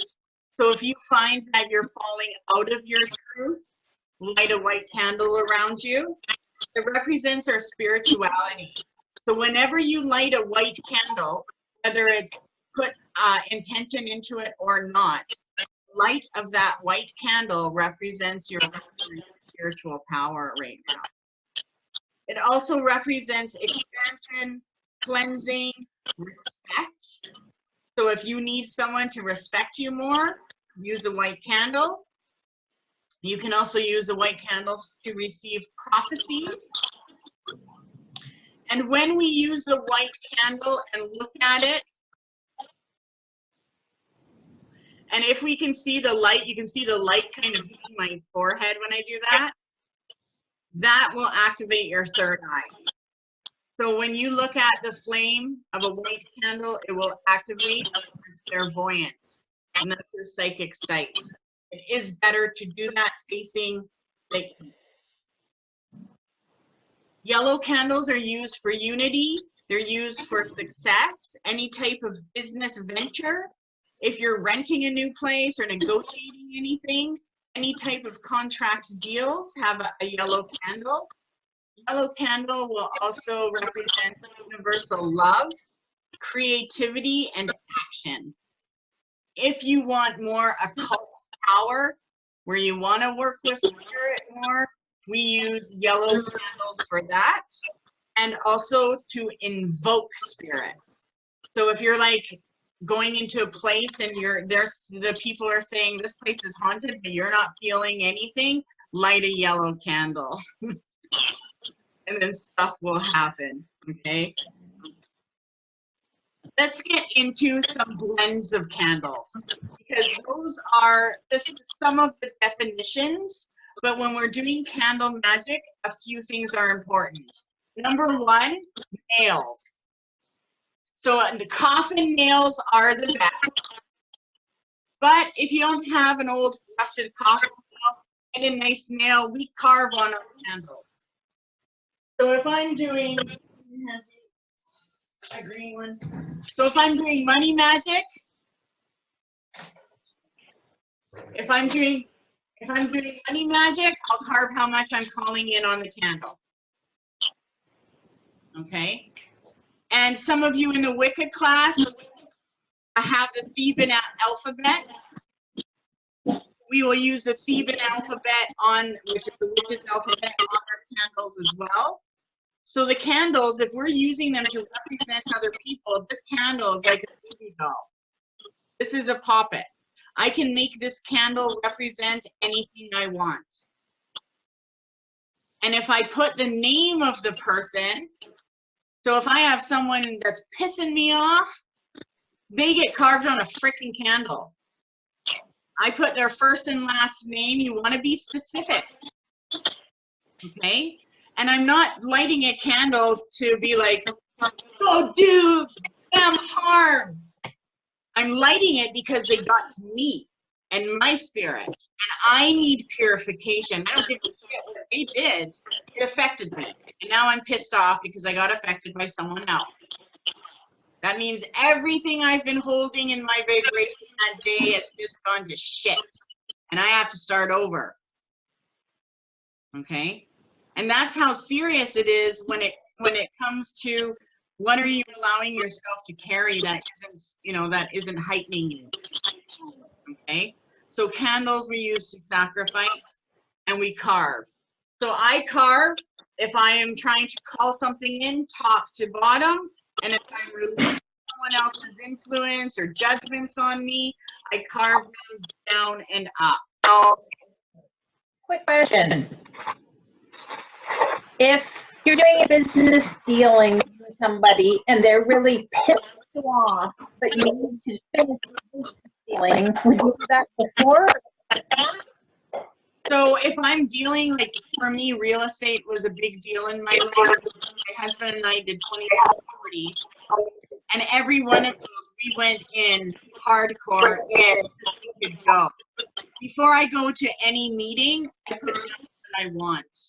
And then if I can't burn the candle because I'm in a real estate office, I'll burn the candle before I go. And then once I'm at the office, I'll influence the air in the room so that it goes my direction. And that's why adding things to the candle, having it touching the base, you can have a picture of a person on the bottom.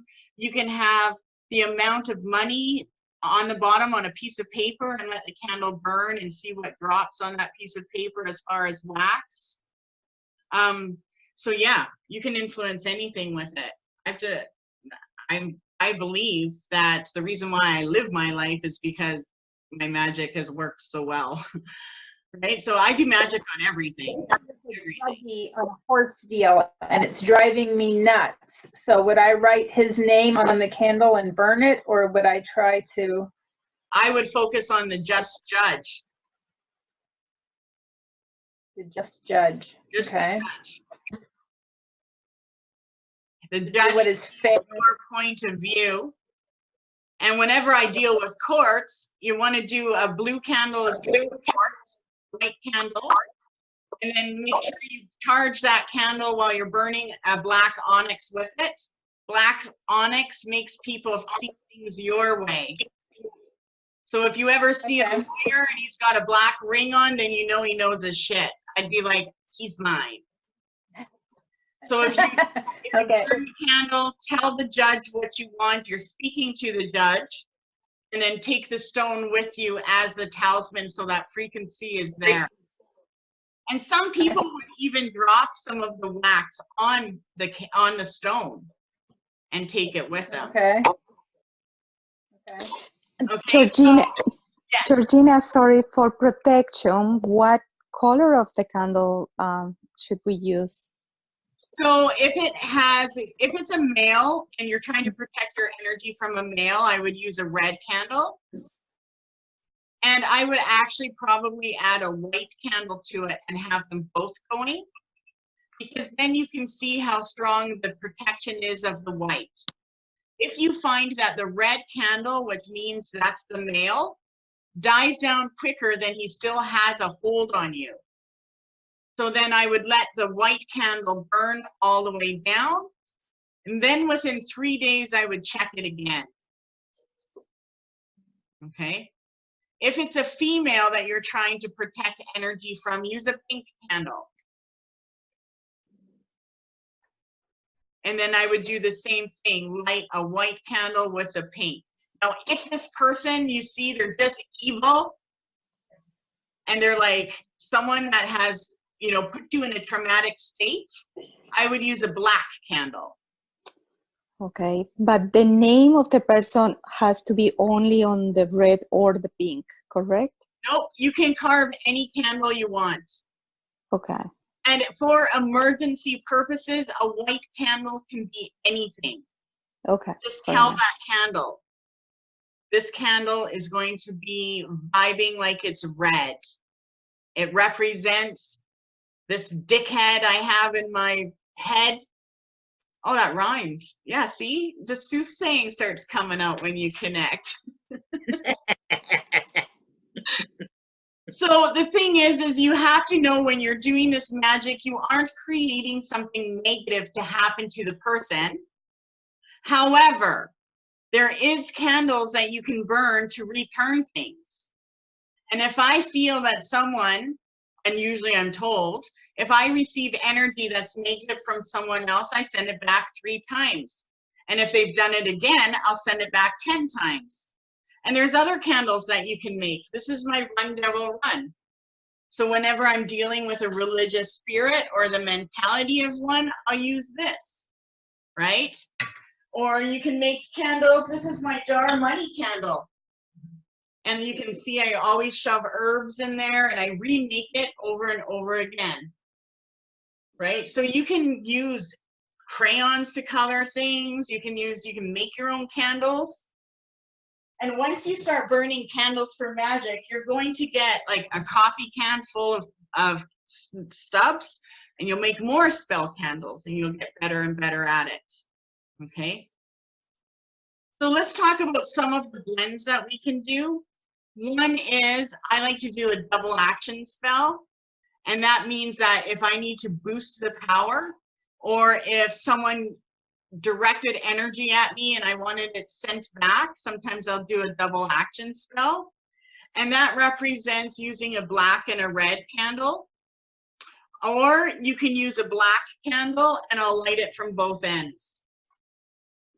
And if you actually just carve it in the middle, I drew a line around it just now, and I lit it from both ends, I would be able to see what side went down. And sometimes we'll even make our own double action candles where half of it's red and half is black. And what I will actually do is break the candle in half, get a black one, break it in half, join them, and then light them. Or you can do one light and let it burn down, let the red burn to the black. So there's a lot of creativity that can go into the spell magic. It's just about being able to see, have I been able to manifest any type of magic, right? And then that's looking for the color. So if I do a protection spell and I look at the aura of my candle, I want to make sure that I can see some red, what color is coming through, right? I can see yellow. So that means that my solar plexus is the portal of power. So whatever color you see happening in your candle flame represents how that manifestation is going to be coming through. And it will be one of your chakras. So you look for the 7 colors. If you see more than one color, then that means that more center, you're more open. If you see the full 7 rainbows, then that means that manifestation is taking place on all levels, okay? So for candle magic, you can use regular taper candles. Those were the old traditional big, huge things. And in spell magic, these babies burn like 6 hours. So I don't like to use them too much. I will charge one long candle, like if this is my money candle for the month, and I'll tell it, you know, this is what I want. No, this is what I desire. For money magic, it's always better to ask for more than what you need. You have a better chance of receiving if you go above what you actually need. Okay. So if I wrote, oh, I want an extra $2,000 for California, I'll put that into my candle. And I tell it, $2,000 shopping spree, that's what I want. And I wait until I can feel it, put it down. And it's good to have another candle you haven't charged, just so you can feel the difference at first. But normally now at the point, as soon as I tell it what I want and I know it's in there, I can just feel my hands heat up and the candle heats up. So then I'll light it up and I'll use it. So whenever I pay my bills, I'll light my money candle. I don't pay a bill unless I'm lighting a candle. And if I pay a bill, I call back my money 3 times because bills suck. Okay? So whenever you pay a bill, bring it back to me 3 times. And you'll start seeing how that affects you, right? Just like if you're blessing your water, if you say thank you to your water is going to be more healthy for you and your body's going to change than if you're just like, you know, chugging it back and not caring and still feeling like shit while you're drinking it, right? Right. So then if I'm using this as my money candle for the month, I just light it when I want. And then when I'm done, I stuff it out. And then when I go to pay my next bill, I'll light it up. So you can have a candle that will represent your finances all month. Okay. And for me, if I want to do something, I never use the money I have. Whenever I want to do something new, that money has to come. And I call it in. I want to go to the casino. So then I wait and the money will come in. And I light my candle, right? And the money comes in. I never use my money for stuff that I desire and want. I call it in.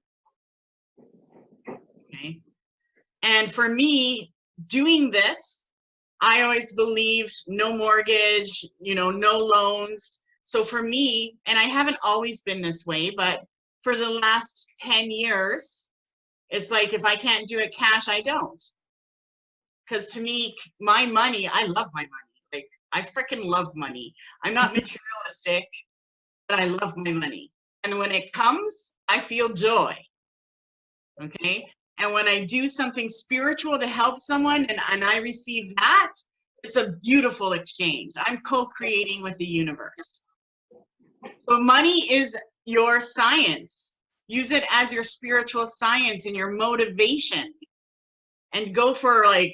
Go for millions. Start now. Okay? So let's talk about a few things that come up in life and things you may want to do some candle magic for. So if we need any type of hope, and we're like, oh my God, I hope this happens. I hope it goes my way.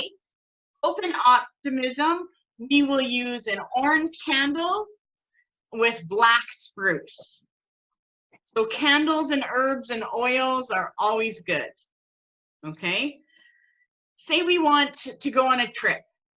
We want to attract travel, but we also want to have safety while we're traveling. I would use a green candle, a moss agate, or any other travel stone.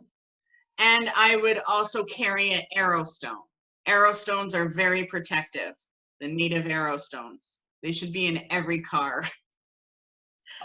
Now, if I'm going to court, hint, hint, and I want justice to go into my side, I would light a blue candle, a green candle, and I would use tobacco and carry the black onyx.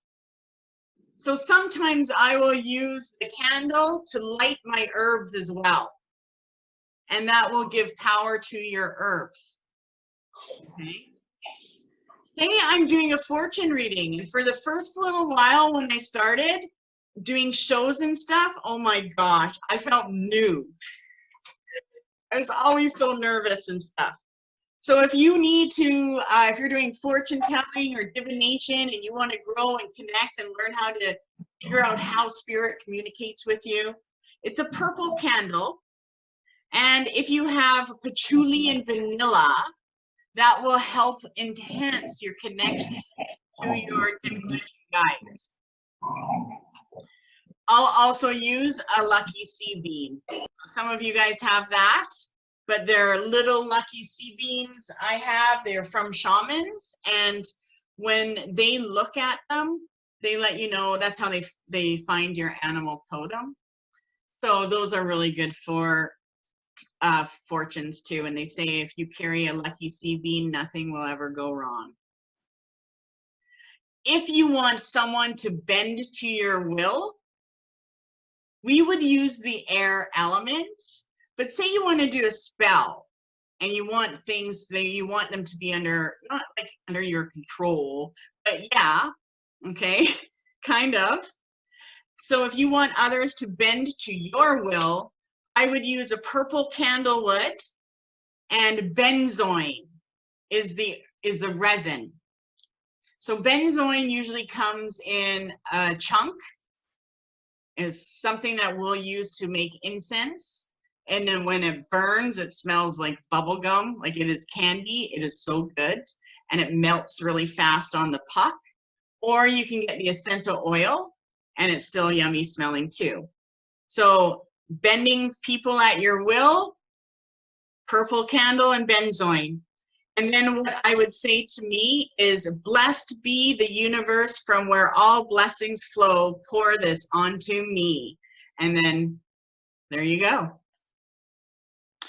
And so a lot of people will use that in their relationships. If their relationships aren't, you know, moving in the direction they want, you can speed it up. If you want blessings for all, and it's like everybody in my house needs change, something good, white candle and cedar. So just picking some cedar leaves off a tree, putting it under your candle, or lighting it on fire as an incense will do that. If you are looking to break a habit, we use a purple candle with amethyst. So amethyst is really accessible for everyone to buy or to have. So we'll use that, and we'll also sometimes make different oils. So I like to make an uncrossing oil, and that means that I'll wear it and nobody can like touch my energy. I don't believe that they can reach me if they tried to. If you wanted to brighten someone's future, or say you have someone that is having a really bad time with addictions and not moving forward, kind of like my brother, then I can do magic to brighten his future and for him to see something that will give him the drive to change his life. So I will use an orange candle, and then I would use an angelite stone with that candle, and then give him the angelite for good luck. So you can give people stones after you've charged them in your spell work. If you need family unity and understanding with someone in your family, we will use a blue candle and carve everyone's name on it and light it. Fulfillment in work. Maybe you're not connected to your work, it's boring the shit out of you, draining, sucking you dry. Use an orange candle and ask for the universe to bring you the energy in your work for abundance. Okay? To make your enemies weak, I'll use a purple candle, and I will call in protection from my enemies. So if I will use a purple candle, I'll think of them and ask for protection. I'll light it up, and then I will always add a white candle to see what's stronger. Is my energy stronger, or is my enemies? And then if I have to boost it, I wait until the white candle burns down. White candle's got to burn down, whether it's faster or slower. You want to take that white candle to the end. If you want to get rid of any fears that are in play, And that can be in any situation in life. Even if something emergency happened, I use a red candle and I call in Archangel Michael. Archangel Michael is an amazing spirit, higher frequency spirit that is connected to the fire elements as well, and they will break any blocks. So if you feel like you need to break open that wall and say, no, I'm not letting that door stay closed, I'm breaking this door open, use a red candle and Archangel Michael. If you have any problems and you need to confront it, so any problems that you need to deal with, red candle. And I'll actually light the red candle upside down. So if you light the red candle, yeah, the wick is nice here, but I will actually break it off a little bit or burn it. And sometimes you do get the wick, and I light my candles upside down. I'll do that if I need to reverse any situations as well. If I have any type of anxiety or tension, you can use a red candle with citrine. And I'll actually put some of the red candle on the citrine. And when that citrine is clear, I know that, oh my God, I haven't thought about it. It's clear. If you're getting lazy or bored, and you know you are, and you need to cure it, use an orange candle and lavender. And I would say there is work to do and love to share. That's something. I like to say something to my candle. I don't always just kind of sit there in silence. Being able to mentally say what you want is powerful. So sometimes writing a little chant has more power than not saying anything, especially if it's something that feels difficult to you. If you need to deliver the energy from any type of despair or grieving, or it feels like it's a dark day or dark things are happening, light a pink candle. And I usually will add some frankincense to it, especially if someone's passed away. And if I find out that someone that I love has done a funeral and it is quite religious, where they do burn the frankincense, I will definitely do this, because I don't like how religions close up all of the chakra points on the body to trap the spirit. So this is something that I will do when someone passes, to let them go. And then I'll offer tobacco to to Earth Mother. Now, if you got yourself in a pickle and you have lots of people on your ass and they're all mad at you, a whole group of people, or you feel like you're being weeded out in work or whatever, use a red candle and focus on controlling the situation. Carry a black onyx and then burn angelica root. If you are dealing with liars, light a yellow candle. And I will actually hold the candle and say, is this person lying? How bad is their lie? And I'll light it up, and just by the size of the flame, I know what I'm dealing with. And if they've got a big burning flame, then I'm on them. Okay. If you are dealing with any type of adversity, a pink candle and lavender will help you break that. And I say, when I do that, if I'm breaking adversity, I'd light my pink candle, I'd put lavender on it, and I'd say, before the good, I am of the good. So you're calling in the good, I am of the good.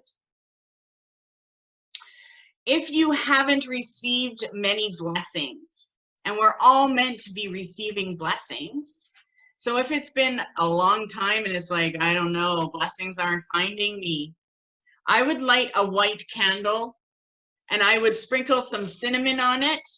So just ground cinnamon, and I would ask for blessings to come my way. We're meant to be receiving guidance and blessings and good things all the time. So if you feel that hasn't happened for a while, light it up and break that block. Let the universe know, hey, I'm waiting here, don't forget about me. Okay? For pleasure and happiness, a red candle. For exorcisms, we use a black candle with bay leaves. And then we'll make them do an Angelica root bath. And then after the Angelica root bath, we'll burn more bay leaves off of the candle. And they should be good. And a lot of people will add Psalm 29, which is a traditional religious exorcism. And there's also other languages and words that you can command. If you are wanting lots of blessings and it's like, okay, I'm ready for action, lead me my way, show me each checkpoint of every day, I will use blue candles. For spiritual growth, always a white candle. Whenever you're trying to connect with a goddess, a white candle or a silver candle. If you're dealing with authorities, a purple candle. If you're dealing with, if you want more guidance, a blue candle. One thing that I like to do once in a while is I will light a blue and a yellow candle together. I'll put black spruce on my third eye and the tip of my nose, and I'll say, goodness guides my every step and action on my way today and in the future. If you need to intensify your psychic ability, light a brown candle with a purple candle and use some lavender. Lavender helps you see spirits, and drink some rosemary tea. Rosemary tea, even though we mostly cook it with it, if you drink rosemary tea with lavender on your nose and third eye, it will help intensify and induce your psychic abilities. Okay? So if you feel like, oh my God, it's been boring, my psychic abilities aren't really doing much, try that. Winning contests, green candle and a money drawing oil or moss agate. Success in business, green candles. So if you're at work, if you have your own business or you're doing crafts as a business, light a green candle while you're doing that. For overeating, and if you find that cravings are getting at you, some of you in the Mystic class will learn all about cravings and it's the Priestess class. So overeating and cravings, white candle. And then I say, I am in control of my body. Or accomplishing a task and it's like, oh my God, I don't want to do that. I will always light a white candle. And then I'll say, what I'm attempting to do, I will do with a light heart. So if you have to do something you hate, lighten it up. I must do this, I'll do it well. There's a car in front of our house. If you don't have enough excitement, a white candle and lime. So a lime essential oil or a lime peel, and we'll burn that in the cauldron. Or you can even sprinkle lime juice on your candle. Give me the spirit of joy so that I may take advantage of every opportunity for pleasure as it presents itself. Good luck is always green. Shine brightly on me and all the risks I take. Beam favorably so that richness comes my way. You can also do a green candle. I would do this one. This is what I like to do every month for my money candle. I do a green candle. I use citrine, and then I have a money drawing oil that I made, and I'll light it up. But before I light it up, I put into it, light the path that will lead me to opportunity, success, and prosperity. And then I'll light that whenever I want money. And we did the reading of the flames. So there's just a little bit more I have to go through. So we talked about the candles, and we talked about how you can read the smoke, the way the flame goes. When the candles go out, you never want to blow them. You snuff them or use a snuffer. You always want to also look at the wick. What direction is the wick going in? Did it end in the north, south, east, or west? And if you see a hook, then that means that it's grabbed onto something. Sometimes you'll see a full spiral. That's the symbol of the goddess. And you know, yes, okay, that's awesome. Sometimes your candle will break into 2 burnings. That represents 2 different elements in play. So if you see a wick and it splits and there's 2 flames, then there's more than 1 element in play with it. Okay? So remember that when we use the fire element, it leaves us as if it was a fire dragon, okay? And actually, a lot of people know the symbol of the pentagram. That was actually the first symbol used in magic for dragons. So even though it's the symbol of the witch, no, it's actually the symbol of the dragons behind each one of the elements. So we need to understand how fire works. And when we're burning fire, I talked about how you want to make sure you feel that heat from the flame with your hand. If there's heat, there's magic. But then you also want to focus on how it's actually influencing your room.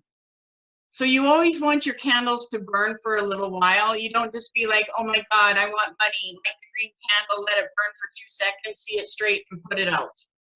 You want it to burn for a while. So when we do that, you'll actually feel the warmth of the air coming into the room. That's dragon energy.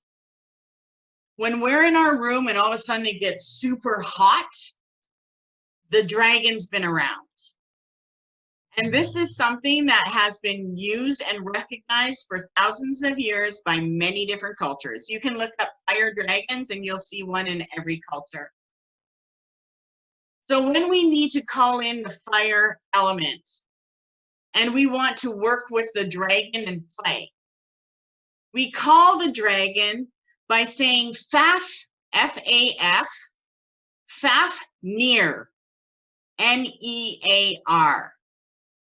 So when I want to influence fire, and that's if I can't use a candle or if I'm using a candle, but I want to change the atmosphere with the power of fire, I call Fafnir. And you always say it 3 times. So if you actually light your candle and then sit back and close your eyes and make sure nothing is crossed and say Fafnir, Fafnir, Fafnir, you will be able to feel how the atmosphere will change. And you do want to tune into what area of your body was affected by you calling that. Because sometimes at first will break fears, and it's like you don't even know that fear is there, but you know you're calling something. And a lot of times when we're working magic, the first time we actually call something and it comes, it will freak us out. We'll get that, but you'll learn to love it. The first time I did my money magic and called a spirit, I mean, I thought I was going to hell. I was so scared. I was like, holy shit, I'm actually like seeing this. And it scared me for like a week. I had to come to terms that I actually summoned a spirit. And then I had to learn that it wasn't a scary thing. And how did I learn? By that spirit. So when we are working with fire element, the fire comes as a dragon. And the dragon is recognized as a dragon with horns. And they actually have, they govern the fire element and all of the spirits that represent fire. So salamanders, lizards, snakes, fireflies are actually fire elements. So they're one of my favorites. But they bring our power into the flames, and they're our protectors of magic. So they're the ones that will give us guidance if we're going too far, if we're working our ego. They're the ones that will straighten us up. So Fafnir is the fire dragon. And if we all called Fafnir at the same time, we would get the presence, because Fafnir represents all of nature. Okay, just like imagine the air. If I called Saris here, all of the molecular structure of air has dragon in it. Well, that's the same as the fire. So the fire dragons are more out in nature through the summer, and they get charged by the sun. So whenever I see the actual sun out during the day, I know that I can connect with the fire dragon in my magic. If it's a dark gray day and you're not seeing sun, your fire magic isn't going to be as strong. So you're going to need to bring in other elements into play in your magic. Okay? But Fafnir and the fire element dragon, they are here to help us. They affect our blood in our physical body. It affects our temperature. It affects our passion. It affects our enthusiasm for life. It affects the activity of our change, like we're on constant change. Change is never stopping. They bring us our courage, our willpower, and when we feel that power, that beast rise in us when someone crosses us, that's the dragon energy. And it can be unleashed, okay?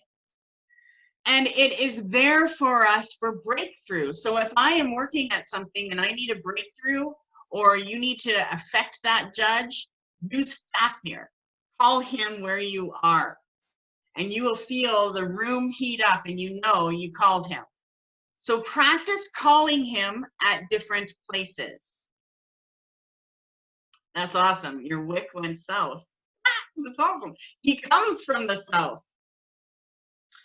So the one thing that will happen with the dragon and the element of fire is it acts up and it gets a little temperamental with negative emotions and energies. So if we are in a place where we're jealous of someone, or we're hateful, or we're fearing something, or we're angry, or we're feeding our ego, or we're conflicting with people, or different energies, or even the energies of our life, or if we become irritable or too distracted, that's when the dragon energy like leaves us. It's only when we're aligned to our true path and purpose and our gifts and the things that we're creating that that fire element is with us. So if you're like, okay, you're burning fire magic and starting to build that, and all of a sudden you're like, I'm not going to light a candle. I haven't lit a candle for a month. Your fire dragon power is not active. And as a matter of fact, they'll go to the person that's closest to you that is more active, or they'll create chaos. So remember, the signs of not being connected to the fire element is all the wild, untamed energy that is not us. And we also use those as signs. If I feel a fear about anything, then I know I need to break through that fear because it's important. Otherwise, it wouldn't be a fear. So all of our fears and doubts are there to tell us this is important. Otherwise, it wouldn't speak up. Just like we get goosebumps when spirit touches us and says, yeah, that's true. It's a true story. I'm here. We get goosebumps and it's like, yep, that was spirit.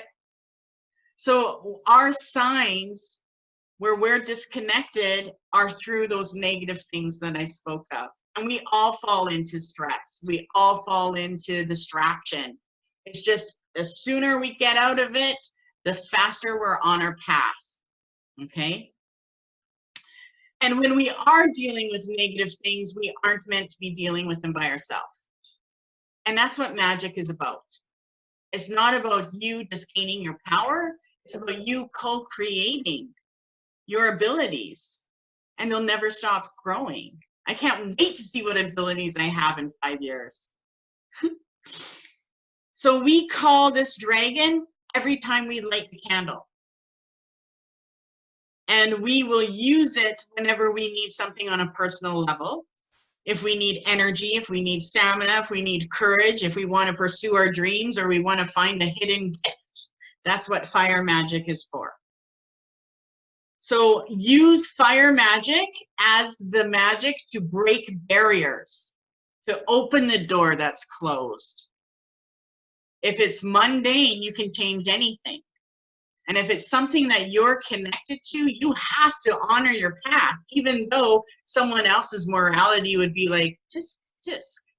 I guarantee you, I question people's morals all the time. You should see when I pull out my raccoon penis bone for magic. I mean, that really gets people. I get the looks on some things, okay? But whatever works, right? I should bring out some stuff one day. But either way, you know what I'm talking about, right? So it is about breaking barriers. That's what magic is. And once you unleash your energy, it's the fire dragon that will bring it, and it works it until it's the end, and it will do anything it wants and everything it can do to achieve what you want. Okay? So your fire dragon, it influences everything that you're manifesting. And if you don't feel comfortable calling Fafnir, you can also just call for your sacred fire. Okay? So next full moon, when you light your candle for fire, call for your sacred fire and light it. Actually, next full moon, light your fire candle first and see how all the other ones light after. The other thing that we can do when we're connecting, and we need a guardian. So yes, anytime we light a candle, the fire dragon's in play, but we will call our fire dragon to us. You can either say Fafnir, or you can call your own guardian, and that is Monte. M-O-N, like Monday, but Mon, T-E-Y, Monte.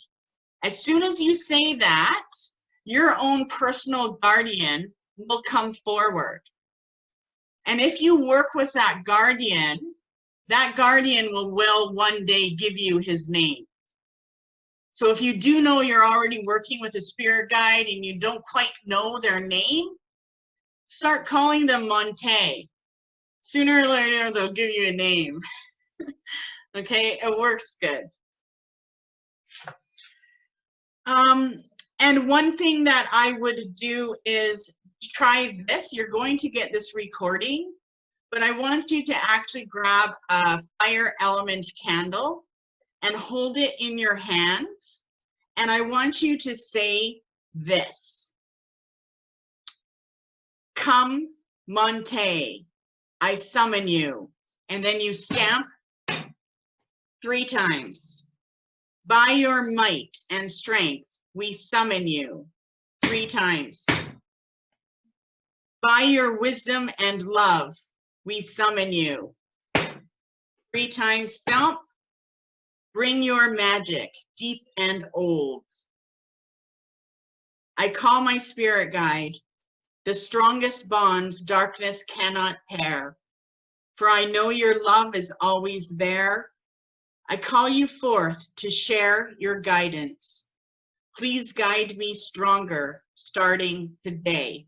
So mote it be. And then light the candle. So I said stomp 3 times. If you do have a magical broom, you can stomp your broom 3 times, or if you have a staff. Traditionally, it's the staff or the sword that is used to call your guardian. And that's why you always see the wizards carrying the big staff. When they hit the ground, shit happens. So if you're ever around a native elder or anyone and they got that staff and you see them, they're doing something.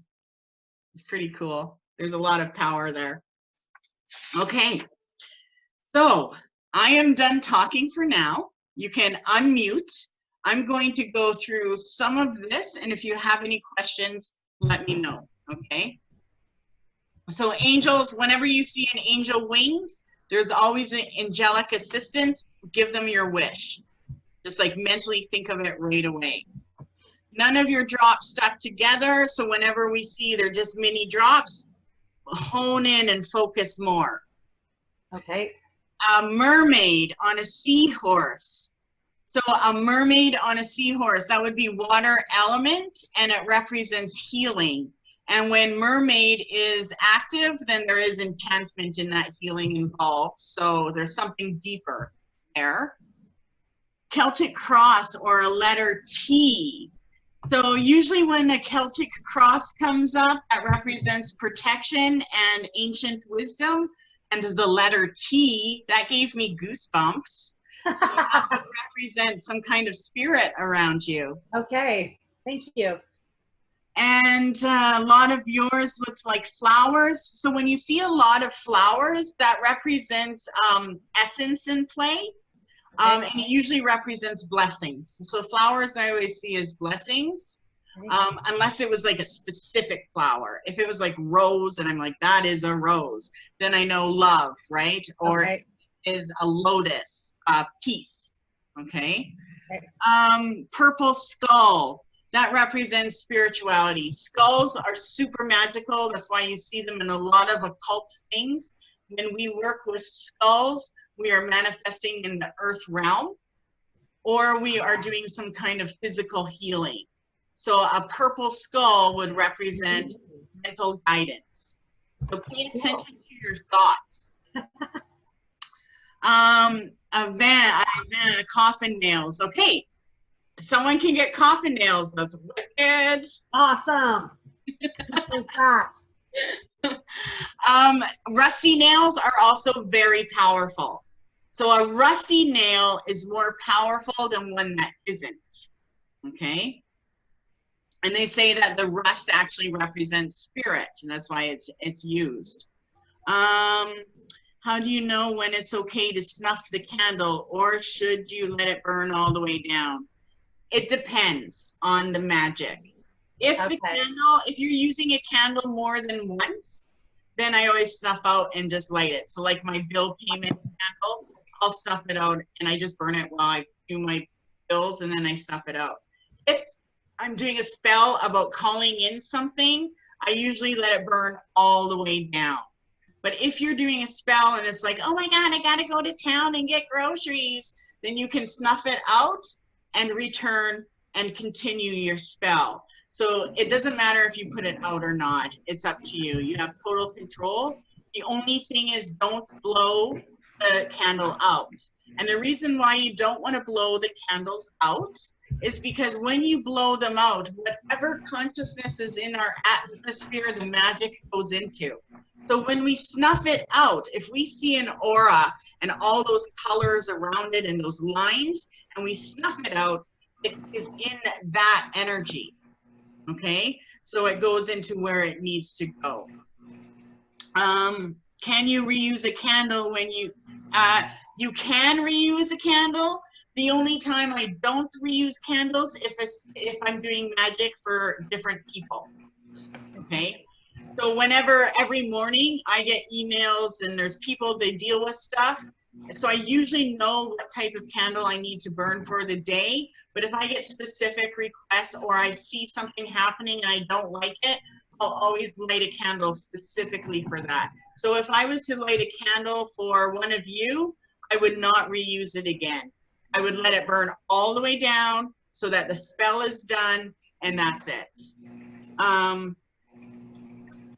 The other thing is we always save our stubs to reuse because those stubs hold magic in it. So at the end, if you have a big coffee can and it's full of your candle stubs, I melt them all into a pan and I melt them all together, and then I see what color unfolds. And maybe all those waxes made a purple. So then I go, oh my God, it's a purple candle. So I add everything that has to do with the element of spirit. I'll put in more herbs and oils. I leave all of the wicks, everything in it. And then when I pour the wax out to make a candle, I pour it into a container. A lot of times I'll just take a new white candle and stick it into that wax and then let it dry that way. Or I'll pour the wax on the candle to make a spell candle out of the white. It depends on who and what I'm doing. But the candle, when you mix them all together, the wax represents what the universe feels you need to do, okay? When you pour the candle wax out, most of the dunk, most of the wicks will stay on the bottom. If they go into the candle, who cares? Okay? So I will reuse 4 magic so you can reuse them. But if you were going to be like, I'll do a money spell for you, and then you're sitting there thinking about how you want to win the lottery and you give it to them to light and they think it's their magic, but it's a magic for you, that's wrong. You can't be tricking people into lighting candles for your magic. Okay? When I was journaling and writing out my wants the other evening, my candle collapsed and melted to the north. The wick broke and it had a double flame. So double flame means 2 different elements in play. Okay, and then you would be able to tell what way were they going. Okay, and sometimes that can represent another person in play if it was an earth candle. Okay, or say you're doing one about your relationship and you do a red candle and you get 2 peaks on the top of it like that, then that represents 2 people, both people being influenced by spirit. So anything sticking above the candle flame in wax represents higher realm spirit. So ancestors, angels, spirit guides. North is manifestation. South is motivation. East is the future. So anything that's coming to us or where we're headed into the future is actually motivated by fire. So the symbol of fire is the triangle. It's a regular triangle, okay?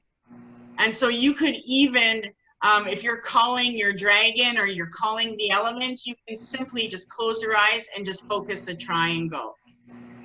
And that will bring the fire element to you, okay? So if it's a long string, then that represents all the different happenings. There's things that are linked together on the path, okay? If the candle goes out, you're not meant to know. So if you ever ask a candle a question and the lights and the candle goes out, you're not meant to know something. But if you're doing magic, and this has happened before, I know some of you were around, and you're doing magic and one of the candles went out, spirit put it out. So that means it's letting you know that that candle is in play. There's magic and spirit involved, but they put it out for a reason. So then I would double check, is everything I need in that spell? Okay, so spirit puts candles out and they snuff them out or they'll blow. Okay, does anyone else have any questions? No. Do you feel that you could actually do a candle spell? Yes. Yes. Perfect. Yes. So you can do spells on anything you want. You just don't want to invoke any negativity, right? And as long as you're not doing that, go for it. Awesome. One thing is Perfect. for you, if you're low in energy, light candles for healing or have a healing bath, right? And then always look for those auras and colors. Okay. Maybe what I'll do is I have you all on the Sacred Circle group. So maybe what I'll do is I'm going to draw the candle flame in the aura so that you know what aura of the candle flame means. Okay. And that will integrate into how it's affecting you and how it's also coming to you. Okay. Mhm. And the reason why we use colors for candles is because of the frequency the candles give off when they burn. So every color of candle has a different energy and a different frequency, and it helps us. Okay, so practice calling your dragon. I'll get this going. You'll probably get a copy of it tomorrow. But from the candle that you lit up tonight, or today, light it up tonight. And then do the call once you get the audio. And if you have any questions, let me know. Georgina, super last question. Where can we get those color candles? Like, So I get all of my candles. I have a supplier, but I normally just get dollar store candles. So the emergency candles that I talk about, if you go to the Dollarama and you get the red box with the blue, they're actually cotton wicks and there is no lead in it. So yeah, the ones that she's holding up, they're really good. So you don't have to worry about them giving off anything. You do want to be careful on scented candles because if the scents are fake, then they can give off a different vibration. The more natural the states, the better. Pure beeswax candles were traditional and they're very powerful, right? But you can use any candles you want. Just stay away from petroleum candles. And they have a really weird smell when they burn. You would know. You'd be like, wow, this stinks. I'm getting poisoned. And other than that, the dollar store. And also Halloween time, you want to stock up on the red and black candles and the orange if the dollar store doesn't carry them. So whenever those seasons cross, we're going into Valentine's, stock up on the reds. Okay? And we'll talk soon. I'll probably post a couple more things on the online circle group, like maybe a ritual oil for candles. So I'll post that down for you and then you can make it up, okay? Awesome. Thank you. Thank you. Before we thank go, you. open the circle. Yes. The circle is open but never unbroken. Merry we meet, merry we part again, with love in our hearts. So mote it be. Take care. Bye. Enjoy the rest of your day. You too.